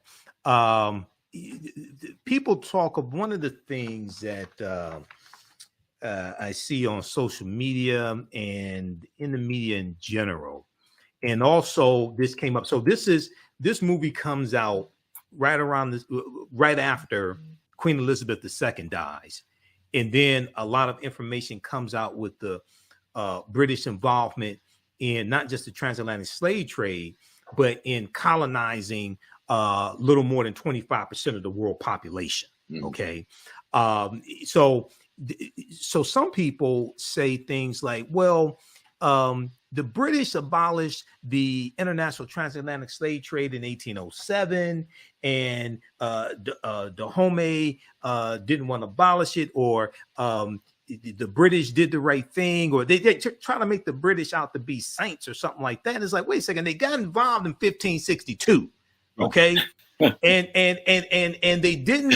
And in 1807, when they passed the Slavery Abolition Act, that just dealt with bringing Africans into their British colonies. It was still legal to have slavery in the British colonies. They didn't end that to 1834. Yeah, they didn't end slavery. Talk about that. Right. Yes. The British did not end slavery. What the British did was to interrupt the competition. Slavery produced for Britain the beginning of the Industrial Revolution. But now those who had free labor was challenging the wealth of the Industrial Revolution. So Britain replaced its labor population with the Irish and the Scots who they were occupying, who they had colonized in the British Isles. People don't even go back there. The Irish and the Scots, this was their land. British people we call British people, these are Germans, Anglo and Saxons who invaded these people.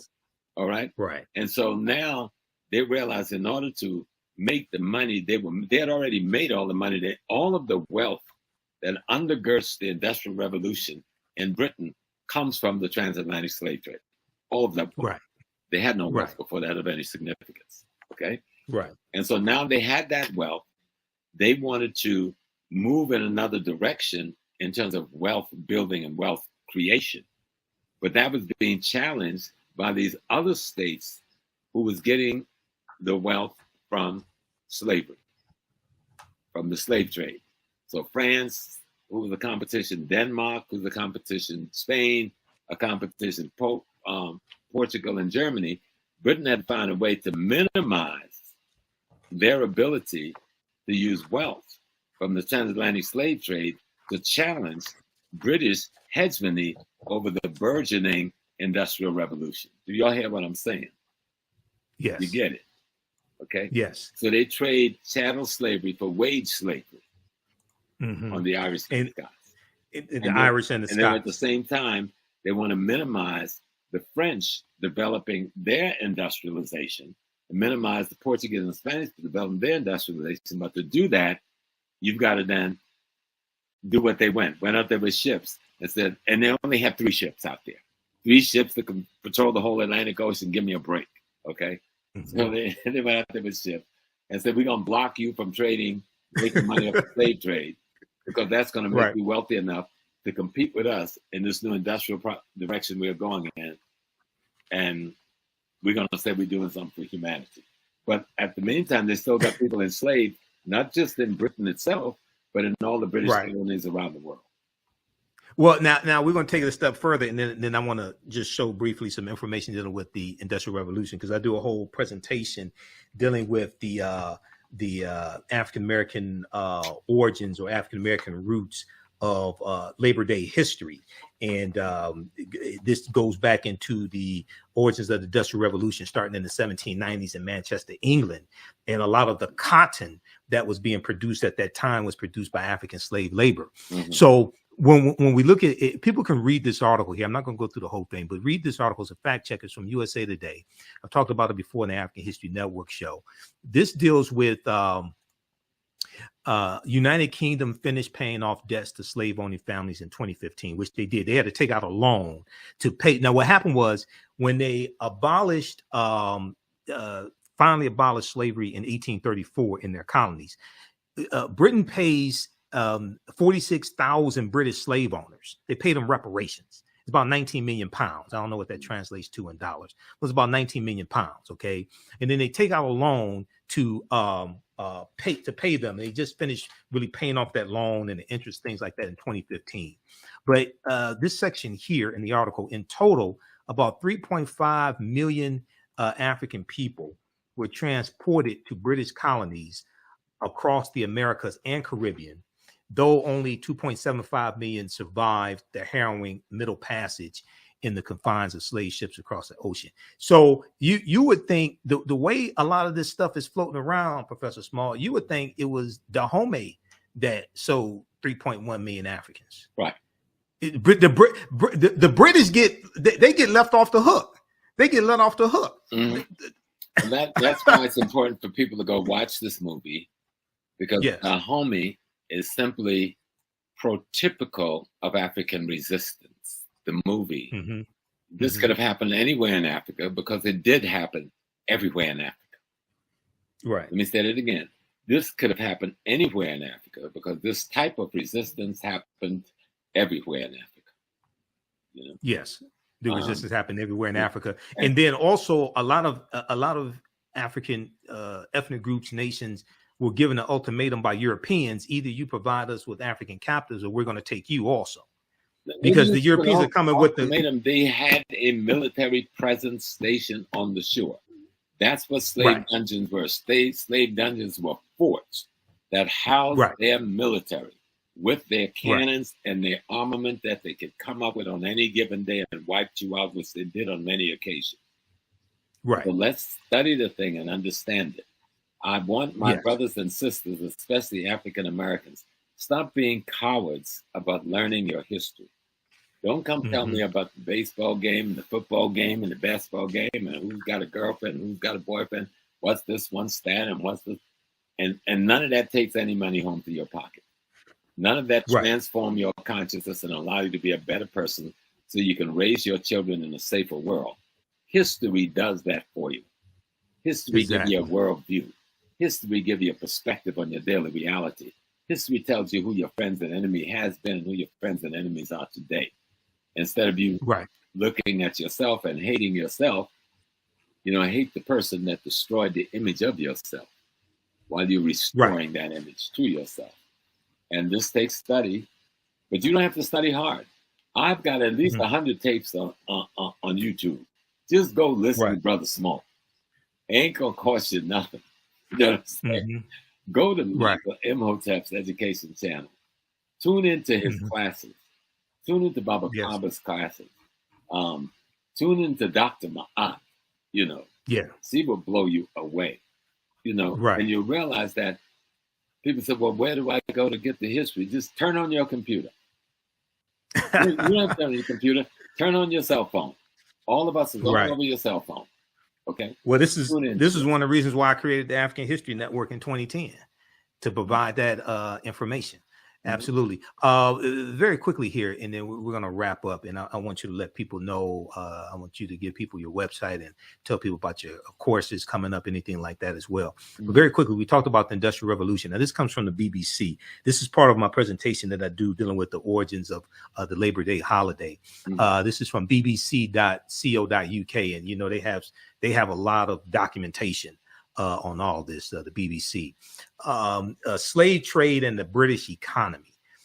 British profits were made from exporting manufacturing goods to Africa and importing products of enslaved labor, such as sugar. Ports such as Glasgow, Bristol, and Liverpool, England, where the Beatles were from, and Liverpool prospered as a result of the slave trade. So they go through and they have all these charts and things like this, but there's a portion here dealing with cotton that I just want to focus in on, and I want to see if I can get to this. Okay, they talk about this. I can't. Let me see which page is this on. They have these slides here. Which one is this? Okay, this is 3. The role of the trade in navigation. And okay, this deals with manufacturing. So this one right here shows economic growth and the Industrial Revolution. Many historians describe the Industrial Revolution as a process rather than as an event. The part that exports played can be shown as a virtuous circle. So exports grow, industry grows, business owners invest and look for better machines. Machines get better, products get cheaper, exports grow. You have this cycle. They were trying to corner the market when they did this thing of blockading the slave trade. Because they were trying to corner the market and the Industrial Revolution development and did not want the competition from the French, the Germans, Spanish, and the others. But you can't do that unless you take away how they're making their money. You understand? They don't abolish slavery now. They said they're abolishing the slave trade. So they're interdicting these ships. But that is to knock the competition out of the game. And in the meantime, they take the African knowledge of how to make steel and become the premier steel makers in the world, right?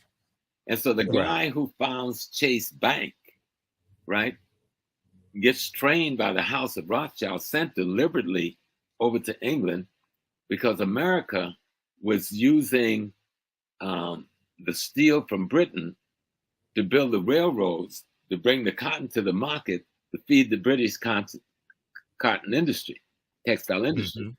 And so this about, and then so what they began to do in America was, instead of, even though they were still bringing us in on ships and beating the blockade, they began to breed us over here. Right. Instead of after 1807, because the U.S. March 2nd, 1807, the U.S. Congress passes a bill to abolish the international transatlantic slave trade. The U.S. involved, but not abolish that goes slavery. into effect. No, I understand. Right. Trust me, I understand. That goes into effect January 1st, 1808. Yes. Okay. That's based upon Article 1, Section 9, Clause 1 of the U.S. Constitution that stipulated the earliest that the international transatlantic slave trade could be abolished was 1808. That means bringing Africans into this country to enslave them. So all the now here's the thing. They kept doing that is to knock out because America and Britain are partners in this. So they want to knock out the competition, the French, the Portuguese, the Spanish, the Brandenburgs, the Dutch. And by cutting that off from them, they're cutting off the supply. Right. They're cutting off the supply. And in America, where they had a large enough piece of territory and a large enough Black population, they could go into the breeding process. And that's what they did. Right. And what it did was it also increased the value of the African slaves that are already here, because you're cutting off the supply as well. Now, the other thing is, even though it was illegal after January 1st, 1808, they kept bringing Africans in. Right until the 1860s. Right up to the when the Clotilda comes in, So all the Africans, the one we know about, That's the last known slave ship we know about. And that was because of a bet. Timothy Mayer was the white wealthy businessman who made a bet that he can smuggle Africans into the country. But one of the points I want to make, all the Africans that were brought to this country from January 1st, 1808 through July of 1860, when the Clotilda comes in, all that was illegal based upon federal law. Right. Okay. So that helps to lay a legal foundation, not a moral foundation, but a legal foundation for reparations, because Europeans violated federal law. Also, there was a tax up to $10 paid for each African that was smuggled, that was brought to the country illegally as well. That's stipulated in the Constitution. Okay. Article 1, Section 9, Clause 1. Now, and when we look at the U.S. Supreme Court case of the Amistad, the United States versus the Amistad, those Africans win their freedom, Joseph St. Q and those other Africans on the Amistad slave ship, they win their freedom in the U.S. Supreme Court, because the U.S. Supreme Court rules that it violated international treaties for those Africans to be captured. It was illegal for them to be brought into the country because the international transatlantic slave trade was abolished, and they were given their freedom. Okay, so this is why we have to understand history and law, and use this. Go ahead. From the very inception of the nation, slavery was legal. It was a part of American law. America is completely culpable as a nation state. Yes. For the crimes against humanity committed against African peoples in the United States of America. Right. That's why they keep playing so many games. That's why I got to thank Sister Viola and thank her husband and thank our sister who was the director. Listen, y'all just broke through a brick wall. Okay, you knocked the whole wall down. You know, Black Panther did a good job in cracking that wall, but you just knocked the wall down, because what you showed about Dahomey. And people can scream all they want about they sold us into slavery. You need to get on the ship, get on the plane, go to Africa. If you can go anywhere else on vacation, I see some of y'all going to Paris. That's cool. I've been to Paris, you know what I'm saying? I've been to London and so forth, and Bristol and Liverpool and Leeds and Leicester and all of that stuff. But I've been to Africa. And I've listened to the elders. They still tell you the story of what they did. You can actually go to Benin, go to Dahomey, go to the very palace you see in the movie, and sit there, and the griots will tell you this history. Right. If you really want to know it. And the white folks is trying to say, oh, this little group of black folks sold all of these millions of please. Exactly. So let's tell the real story, and let's put the whole picture. Let's put Islam in there. I'm sorry to Salam Alaikum brothers. I was a Salam Alaikum brother too, I understand. But that's not our religion. That was imposed on us just like Christianity. And many of the brothers, and to make it worse, many of the Arab Muslims were selling the black Muslims. There was actually a war in Africa between white Muslims and black Muslims. And that's how a lot of us got sold into the slave trade. And you will find that a large percentage of black Muslims were sold into the United States of America by the white Muslims. Not some indigenous African in Dahomey. Okay? Right. Yeah, because I know there was you had the Indian Ocean slave trade with the Portuguese and the Arabs. I'm talking about, there's a whole concept dealing with the jihads of the 1700s and the 1800s, with the raiding down. Once the Ottoman Turks crush the Fatimite dynasty at the end of the 9th century and takes over Islam worldwide, the Ottoman went to war against Africa. This is what destroys Ghana, the ancient Ghana kingdom, and the Mali and Songhai. It is the white Muslims declaring war on the black Muslims and selling us into slavery to the Portuguese and the Dutch. We don't even talk about that because we have such sympathy for Malcolm X and the Nation of Islam and Islam, but we need to talk about that. Yes. That and because that deals with El Mansur of Morocco invading Songhai in 1591. That right there. And one of the things, and Dr. Jose Pimenta Bay talks about this in like the book Golden Age of the Moors, a fantastic book edited by Dr. Ivan Van Sertima. But Dr. Jose Pimenta Bay, who has an essay in that book, along with Renoko Rashidi. That's the beginning of it. The jihads of the 1800s, and is where you really see the explosion of this. With coming down through Nigeria, Cameroon, Ghana. That's how the Ashanti gets involved in this thing, because they're fighting with the kingdoms of the Arabized, Islamized kingdoms in northern Ghana, encroaching on the hinterland of Ashanti. Okay, and the Ashanti is selling their prisoners of war, captured in that conflict.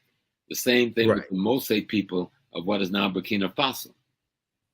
Mose being an indigenous population, but fighting with the Islamic encroachment on what became Upper Volta and later this. You see the same thing in Cote d'Ivoire, with the Akan people of Cote d'Ivoire, having and another ethnic nation having to fight this Islamic horde coming from the north. And of course, a lot of them end up being black because they're being converted the same way we're being converted to Christianity. But this is the Turkish Ottoman Empire and the Eastern Arab empires. And we don't even discuss it. And you're not going to understand West African transatlantic slave trade unless you know about the Sahara and the Indian Ocean and the East African Islamic slave trade that comes right down into the Western Sudan. Because that goes back to about 8th century. The Great Jihads. The Great Jihad. Okay. Let me just show this quickly and we're going to wrap up. I want to go back to this. I was able to find what I was looking for. So this is dealing with the slave trade and the British economy. This is dealing with the Industrial Revolution. this talks about this section talks specifically about cotton. Okay. From 1750 onwards, a new industry emerged in Britain, the production of cotton cloth. Wool production had previously been Britain's major industry, but cotton had one key advantage: machinery is better than wool. And then 1793, you have the cotton gin invented here in the U.S., and then you're going to have copies of the cotton gin, which reduces the cost to producing cotton. As a result, it was cotton production that the Industrial Revolution began. As a result, it was in cotton production that the Industrial Revolution began, particularly in and around Manchester, England. The cotton used was mostly imported from slave plantations. Slavery provided the raw material for industrial change and growth. So when we talk about this Industrial Revolution, the foundation of that was the cotton that African slaves grew. Go ahead, Professor Small. Well, no, you just laid it out.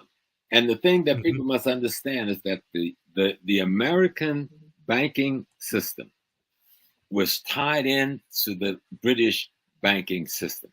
Full partnership. Yes. J.P. Morgan Chase comes out of a tutelage by the House of Rothschild in London. Okay. And they were involved in selling the steel to America, right? To create the rail lines to move the cotton to the docks, put on the ships to send to England. Okay. All tied up, all wrapped up in one neat package. And so when they talk about they were blockading Africa to stop the slave trade, yeah, they were trying to knock out their competition in the Industrial Revolution. Exactly. So let's get it straight. Yep. And everybody, you can this other article here you can check out. I showed it on the screen briefly. I didn't give the name of it. This is a really good article. This is from SmithsonianMag.com, Smithsonian Institute. This deals with the real warriors behind the Woman King, September 15, 2022. It goes through, I printed out all these articles I print out. I have thousands of articles printed out. So it goes through all this history, and it deals with where the movie opens in 1823 also. Okay, because it talks about right here, it opens in 1823 with a successful raid by the Agojie, who freed captives from the enslavement from the clutches of the Oyo Empire, a powerful Yoruba state. Okay, so it starts with the opening of the movie. Okay, Professor Small, look, we're going to wrap up here. Once again, I know I've taken one of your online classes you taught a few years ago, and I think it was dealing with the Yoruba, some of the Ifa, things like this. So give people your website address. Let people know about how they can support you, DVD lectures, courses that you offer, things like that. Yeah, well, right now you can go to my website, ProfessorJamesSmall.com. Then my Facebook page, which is very popular, is ProfessorSmallAfricanWorld.com. Facebook is messing with me for some reason for the last 2 weeks, but I've been too busy to deal with them. I don't know what I said that got them upset. They're blocking all my pages and stuff. But I'll get it soon when I get time to deal with them. But you go to my website, and then my email is amponsa3@gmail.com. amponsa3@gmail.com. I will be starting classes again, starting at the beginning of 2023. I want to finish this Godfather of Harlem piece, which we should be finished at the end of October. It should be coming out the first week in January. It's better than the last two by 100 miles. You're gonna love it, right? Because we got more courage, we got braver. You're gonna see a Nesta Che Guevara. You're going to see Che Guevara and Malcolm. You're going to see the CIA trying to kill both of them. You're going to see the FBI plotting Malcolm's assassination. I put it all out there. We're going to. And you, as the historical consultant, you go through and you review the script You let them know, okay, it didn't happen this way. This is not realistic. Things like that. That's your job on the show. Because at the end of each show, when you watch the credits, your name is in the credits. Go ahead. Right. So I work with some brothers, Chris Brancato, who is the showrunner and the chief writer. I mean, beautiful guy, and Michael and Paul, who's a brother out in California. We consult on concepts, ideas, and principles. Like, how does this concept look? Like right now, here's what we're doing. We're trying to figure out, how do we do the assassination without replicating Spike Lee or replicating other movies about the assassination? I can't tell you what we're going to do, but it's going to be very unique, and we're not going to see. And my thing was, I don't want to see him getting shot. How do we handle that? Right. How the writers handle it is just beautiful, right? But still tell the story as accurately as you can, right? Exactly. You keep the dignity of Sister Betty and the children and the family, you know. Showing Malcolm as a diplomat. We've got him in Mecca, all right? We've got him in Ghana giving a speech, and we got him in Cairo speaking to. All that's going to be up in there. We got a meeting with Che Guevara. You know, we've got a meeting with Kwame Nkrumah. So you're going to see stuff that no one else has shown. Okay, and then we got a relationship between him and Bumpy Johnson, his friend, trying to keep him alive and trying to protect him. Then we bring the CIA into play through the Cuban drug lords, right, into Harlem. And then we get the FBI coming in, wanting to stop Malcolm. But see, that gets hidden in other pieces. They talk about the Nation of Islam, but they don't talk about these other forces. So we're going to deal with the other forces big time out front. You know, I deal with this in my classes. There's a good article, and you just hit on a little bit of this. There's a good article by Deneen L. Brown for the Washington Post. It deals with the day Dr. King met Malcolm X, March 26, 1964, at the U.S. Senate debate for the Civil Rights Act. Martin Luther King Jr. met Malcolm X just once. The photo still haunts us with what was lost. But what I want to hit on very quick. We got him down in Selma. In the movie, we got him doing the speech in Selma. We got a meeting with Andy Young. We got a meeting with Coretta. We're going to tell the story hard. Well, Malcolm gets in. What I was going to hit on, when Malcolm officially separates from the Nation of Islam, March 8, 1964, Malcolm gets involved in the Civil Rights Movement. Right. Okay. And that's a part of Malcolm's life that's not talked about a lot. You got to do some research to understand this. You can't just quote excerpts of Malcolm's speeches. And Malcolm, the Battle of the Bullet that he first delivers that I know of, March 29, 1964, in Washington Heights, New York. One of the things he's talking about in the speech is interjecting Black nationalism into the Civil Rights Movement. Right. Okay. He actually has a meeting in 65 and Ruby Dee's brother's Tom's house in Queens. And he meets with all of the civil rights leaders there. The only one that didn't make it was Dr. King, but Dr. King, he sent his rep. All right. And they agreed that they would work together. And Fannie Mahima, who was at that meeting, invites him to come to Mississippi, a lecture that would have taken place of 2 weeks after he was assassinated. Right. In the documentary, Make It Plain, they talk about that, but they said it was at Juanita Portier's house. No, it was it was Tom's house. Tom's house? Okay. Tom's house. And what was his relation to Ruby Dee? His brother. That's Ruby Dee's brother. Ruby Dee's brother. Okay. Ozzie Davis's wife, and Ruby Dee. They were very close to Malcolm, that whole family. Right. So exactly. Belafonte, of course. He was, those men were. Because they had this meeting. They had this meeting with the major civil rights leaders and Malcolm, so they could put all their differences out on the table and work together. That's basically what the meeting. And this is what forced Hoover to get more aggressive towards Malcolm's removal. Hoover, if you think he had an issue with Dr. King being a Messiah, now Malcolm and Dr. King talking about uniting, this guy's obviously gone crazy in D.C. at this time. Right. And that's when he gave that order, do something about him. Well, you can't buy him. He won't take your money. You can't frighten him. What does do something about Malcolm X mean? Right. This is what I was getting at. When they met, they only met for a couple of minutes. When they met, Malcolm told Dr. King, "I'm throwing myself into the heart of the civil rights struggle." This is what Malcolm was doing. And one of the things that Malcolm talked about in the Battle of the Bullet is registering African Americans in Harlem to vote as independents. Mm-hmm. And he's going through talking about the importance of understanding politics and getting involved politically.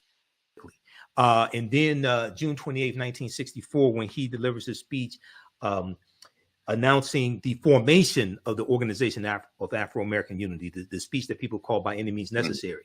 He lays out this 5-point platform, and he talks about voter registration in there. He talks about economics, of course, and education, but he talks about political engagement and voter registration as well, and understanding how to leverage. That was not new with Malcolm, because when he was still in the nation, he was trying to work with the Freedom Now Party, but the messenger stopped it. Mm-hmm.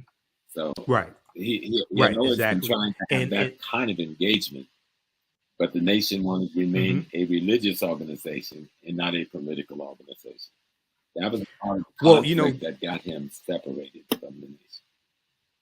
Exactly. And, July 31st, 1963, Malcolm sends a letter. He's in the Nation of Islam. He sends a letter to the leading civil rights organizers, including Dr. King, and he's requesting a meeting with them that's going to take place in Harlem, New York. I think it was August of 67, right around that time, August of 63. And Malcolm was calling for a unification of the civil rights leaders and their followers. He said that we have to find a common solution to a common problem posed by a common enemy. This is what Malcolm was doing while he's in the nation. He's calling for unification of the civil rights leaders and their followers. He's saying that we should be able to submerge our minor differences, the Negro leaders submerge our minor differences to find a common solution to a common problem posed by a common enemy. And this is what we need to do today, brother. Yeah. And so when you read that, I wish you'd send me that article. I'd like to take it to the I'll send it to you. I've got thousands of articles, Professor Small. Seriously, I'll send it to you. Right around those issues right now. And see, when you see that, then you understand why the split with the nation. You see the hand of COINTELPRO. Right. Okay. Right. COINTELPRO is well at work in the nation at this time. And the one thing they want to do is destroy the partnership between Elijah Muhammad and Malcolm X. And they were able to effectively do that in November 63. And once they got him out, they went to work to make sure they could never get back together. And then as Malcolm slides, as he does, to move in partner with Dr. King, they killed him. Yep. Exactly. Well, look, brother, it's been fantastic. People have learned so much. Everybody support Professor James Small and support the African History Network. Again, here's his website, ProfessorJamesSmall.com, ProfessorJamesSmall.com. And then his Cash App also is $ Dr. James Small, $, Dr. James Small. And then be sure to support the African History Network as well. Well, look, brother, it's been fantastic. I know you got to run. Let's go ahead. Come back and call out the Woman King. That's why we came together, and people should go and watch it. It's an extraordinary document. It's a good movie if you just want to be entertained with some really fantastic acting. But if you want to have your African melanin stimulated, this will do it. I guarantee. Absolutely.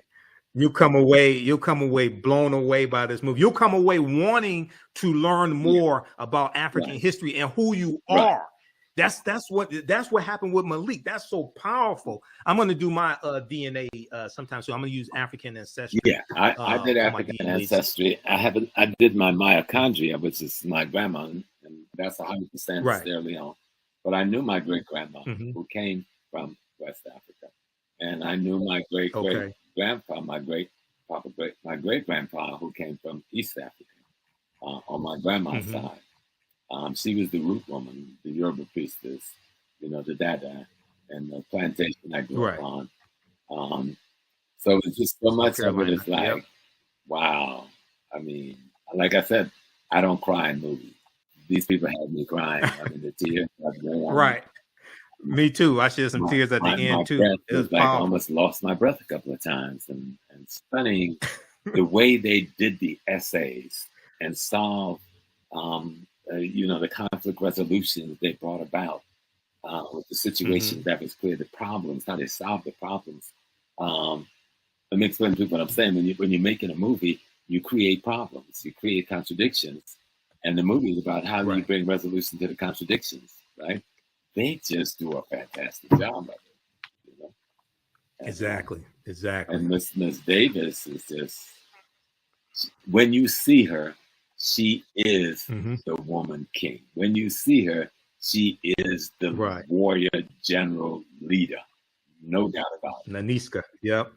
And Naniska was a real Agojie, but she wasn't a general. So I listened to the interview. I've listened to a number of interviews that Gina Prince-Bythewood, the director, has done, as well as Viola Davis. And Gina Prince-Bythewood said that the character of Naniska was an amalgamation. Well, it's a combination of different Agojie. Heroine and heroes, when you dealing with fictionalized history, it is an amalgamation of multiple characters. And that's how you make it work. And they made it work because, like I said, this could have happened anywhere in Africa, and it did happen in multiple places in Africa. And so if you want something to, and people are upset and saying, oh, this is fiction, then go study the history and tell me the story. Study the real history. Yep. That's why we're doing this show, that deal with the real history, because what happens is movies that have a historical foundation, but a lot of fiction in them, it causes people to want to know more about the real history. That's why I'm doing this show. That's why I contacted Professor Small. I contacted Sylvian Diop, who wrote Fighting the Slave Trade. I'm trying to get in touch with her. I talked to Dr. Talitha LaFloria, who wrote, who's the author of this book here. We've had her on the show before. Chained in Silence, Black Women and Convict Labor in the New South. Dr. Talitha LaFloria. We've had her here on the African History Network show before. Yeah. And she had not seen the movie yet. She wants to see it. So I'm going to try to get her on. We're going to try to get some sister scholars on also as well. No, okay, brother. Look, go ahead. Good work to the whole crew. Yeah. And what they've done is raise the bar in terms of the kind of pieces that will now be presented to the Black community about our history. And if they don't give her the Academy Award, I'm going to have to suit up and boot up and go out to Hollywood and handle it. She deserves it. Absolutely. And director Gina Prince-Bythewood, she credits the success of the film Black Panther for opening the door for this movie to be funded. This has a $50 million budget. She credits the film Black Panther because Black Panther did $1.3 billion worldwide. Number one movie for 5 weeks in a row. She credits the success of that movie for being able to open the door for them to be able to do this movie. Okay, so that's powerful. Well, look, brother, I know you got to run. Man. So thanks for taking your time out of your busy schedule, man. We'll talk soon, and we'll talk about your classes. Okay, also, brother Michael. Thank you for inviting me. I always enjoy my time with you. Peace and blessings. Me too, brother. All right. Hotep. Peace, family. Okay, everybody. That was one of my teachers, Professor James Small, as well. Don't go away. We'll be here for a couple more minutes. I teach online history class. Two things. Teach online history classes, and my radio show will be on tonight, 9 p.m. Eastern Standard Time, the African History Network show. We just did 2 hours, 15 minutes here. I have to get ready to do a 2-hour radio show. My main radio show, Sundays, 9 p.m. to 11 p.m. Eastern Standard Time, the African History Network show on 9-10 a.m. the Superstation WFDF.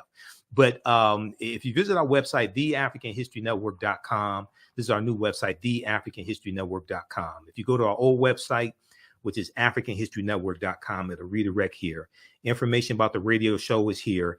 Download the iHeartRadio app or the TuneIn app on your smartphone. You can listen live Sundays, 9 p.m. to 11 p.m. Eastern Standard Time. Click here to listen to audio podcasts of our shows.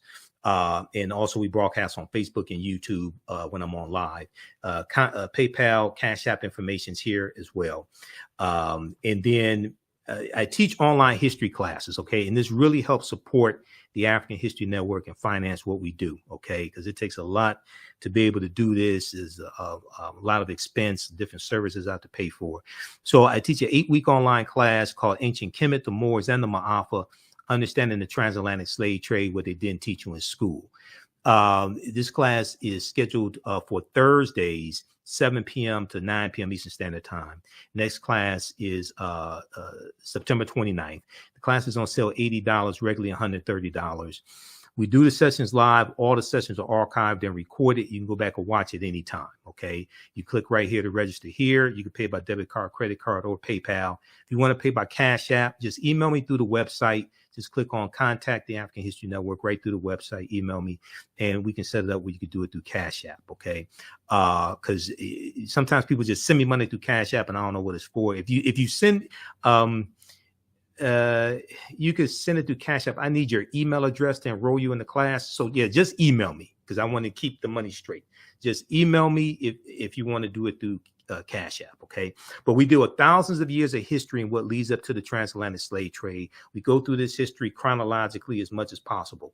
I do a PowerPoint presentation. We have book references, articles, video clips. Some of the slides that I showed when we were speaking with Professor Small come from the class. The second class that I teach, we do this on Tuesdays, normally Tuesdays. I did a session today before. So I did an hour of this class today. Then we did Professor Small, or did the interview with him for 2 hours. Then I have to do a 2-hour radio show today, also this evening. From the Civil War to the Civil Rights Movement and Black Power, 1865 to 1968. And this is on sale, $80, regular $130 also. Click here to register here. Takes you to the next page and just click on enroll. You can watch from around the world.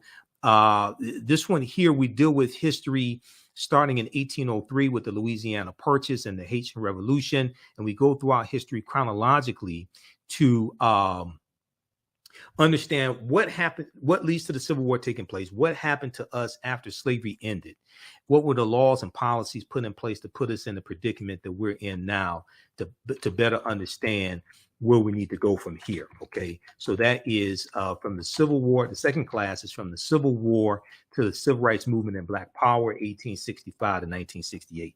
I created both of these classes. I created the curriculum. Professor Small is one of my teachers. I've been studying history 30 years. This is a book. There are 2 binders of articles, information that I use to teach the class. This is one of those binders. So today we dealt with one of the things we started talking about was the Texas Revolution in 1836. Okay, so this is one of the articles from the class, the Texas Revolution, 1836. Next class, we're going to get into the Mexican-American War, 1846, 1848. Texas becoming a state in the Union, 1845. We also talked about Vicente Guerrero today, who became the first president of African descent of Mexico in 1829, and he abolished slavery in 1829. Okay, so we talked about him as well in the class, and we talked about the Missouri Compromise of 1820, which is one of the things that leads to this Civil War taking place, and it was something that was designed to avoid a civil war also. The Missouri Compromise of 1820. We'll talk about things like the Compromise of 1850 as well, which consisted of 5 bills. And the Compromise of 1850 was designed to organize the land that the U.S. gets from Mexico through what's known as the Treaty of Guadalupe Hidalgo. It's the Treaty of Guadalupe Hidalgo that ends the Mexican-American War in 1848. And the U.S. gets California, Arizona, New Mexico, Colorado, Utah, and Nevada from Mexico as a result of the Treaty of Guadalupe Hidalgo. They pay about $15 million for that. Mexico loses 1/3 of their territory. And then the Compromise of 1850 organizes that land that the U.S. gets from Mexico. But the 5th bill consists of 5 bills. The 5th bill was the Fugitive Slave Act of 1850, which intensifies the abolitionist movement, makes it more dangerous for runaway slaves to stay in the North. More of them are going to go into Canada. So this is a fantastic class. And we go through, we look at what leads to the Civil War taking place. We look at the Reconstruction era, 1865, 1877, Jim Crow era, World War I, World War II, Great Migration, 1915 and 1970, Civil Rights Movement, Black Power Movement. Okay. We have a bundle pack when you can register for both classes at a discount. You get both classes for $130. That's an over $300 value because there's going to be bonus lectures that you get from me in digital format that we're uploading also. So right here, we have the bundle pack of courses. You can click right here to register here for it. And if you've taken any of my online classes in the past, email me at AHNshow@TheAfricanHistoryNetwork.com, or just email me right through the website. Click on Contact the African History Network. AHNshow@TheAfricanHistoryNetwork.com, and you'll get a 50% discount on the bundle pack if you are a returning student. And I've been teaching these online classes going back to 2017. I created the course Ancient Kemet, the Moors, and the Ma'afa, Understanding the Transatlantic Slave Trade. There's a big binder that I use for that also that has a lot of the information in it. And this one here, with Civil War, Civil Rights Movement, and Black Power, I started teaching that, I think it was October 2021. Okay. All right. And we'll be on live tonight, the African History Network show. Thanks so much for joining us. Follow the African History Network, the AHN show. The African History Network on Facebook, Michael Imhotep on YouTube. You can support us through Cash App and PayPal. Some people don't get the notifications on Facebook, so check our fan page regularly. We appreciate this. Oh, also those 2 classes, you can use that information with your children. I forgot to tell you that. The classes, I would say, are PG-13. They're not overly graphic. I don't do a lot of cursing, things like that. Okay, so you can use that information with your children. You can watch from around the world also. Okay, and even after the course is over with, you still have full access to the class. So a year from now, 2 years from now, you can go back and watch the entire course. It doesn't expire. Your access to the class does not expire because the course is over with. All right. Okay, look, I got to get ready to do this 2-hour radio show.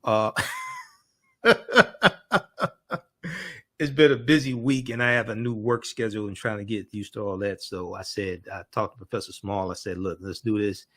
We'll do it today, and then I'll do my radio show tonight. We'll play excerpts of this interview on my show tonight. Okay. All right. Remember, right now, it's correct wrong behavior. It's not over till we win. Wakanda forever. Thanks for tuning in. Greetings. Welcome to the 2022 Black Solidarity Cooperative Conference hosted by Repair Nations. We're looking to bring an all virtual conference to you this year with different cooperative action happening around the African diaspora. This is a theme conference, and the theme is I versus we, how to repair a nation.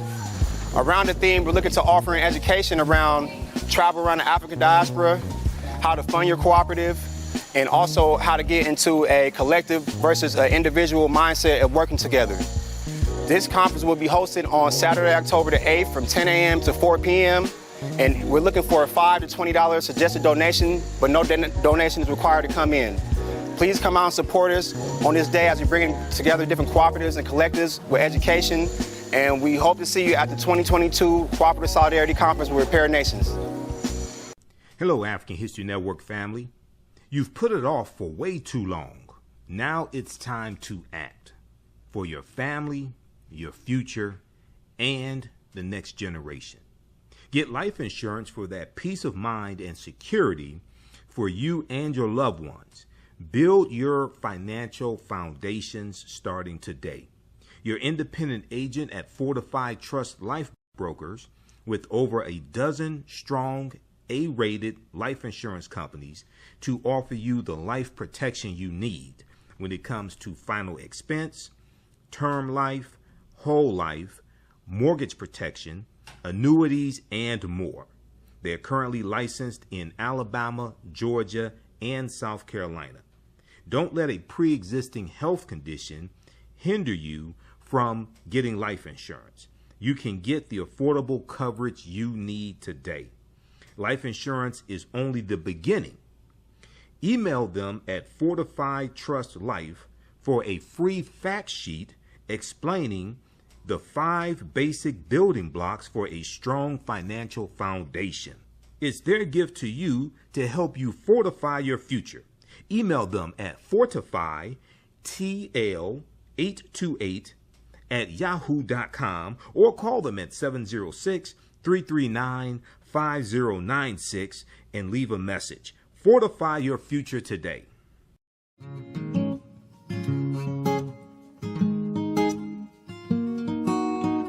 IDO Network International, in collaboration with STL Black Woman, DACA, and ACTA, present the Royal Pilgrimage to the Americas, August 24th through the 28th. The African kings and queens are coming to you for business, networking, and sharing of Pan-African ideals. The venue will be the illustrious En Garde Arts Hotel in St. Louis, Missouri. A royal cultural experience and exhibitions, trade and investment opportunities in Africa, the Caribbean, and the Americas. A Royal Pan-African Summit hosting keynote speakers, and a red carpet banquet. Come and witness an African royal coronation ceremony. Register at www.idonetwork.org to book your ticket to wine and dine with African royalty. Vendor opportunities available. Get face-to-face with the royals who own the land and resources for business. Contact DACA for deal room information at 602-730-4572.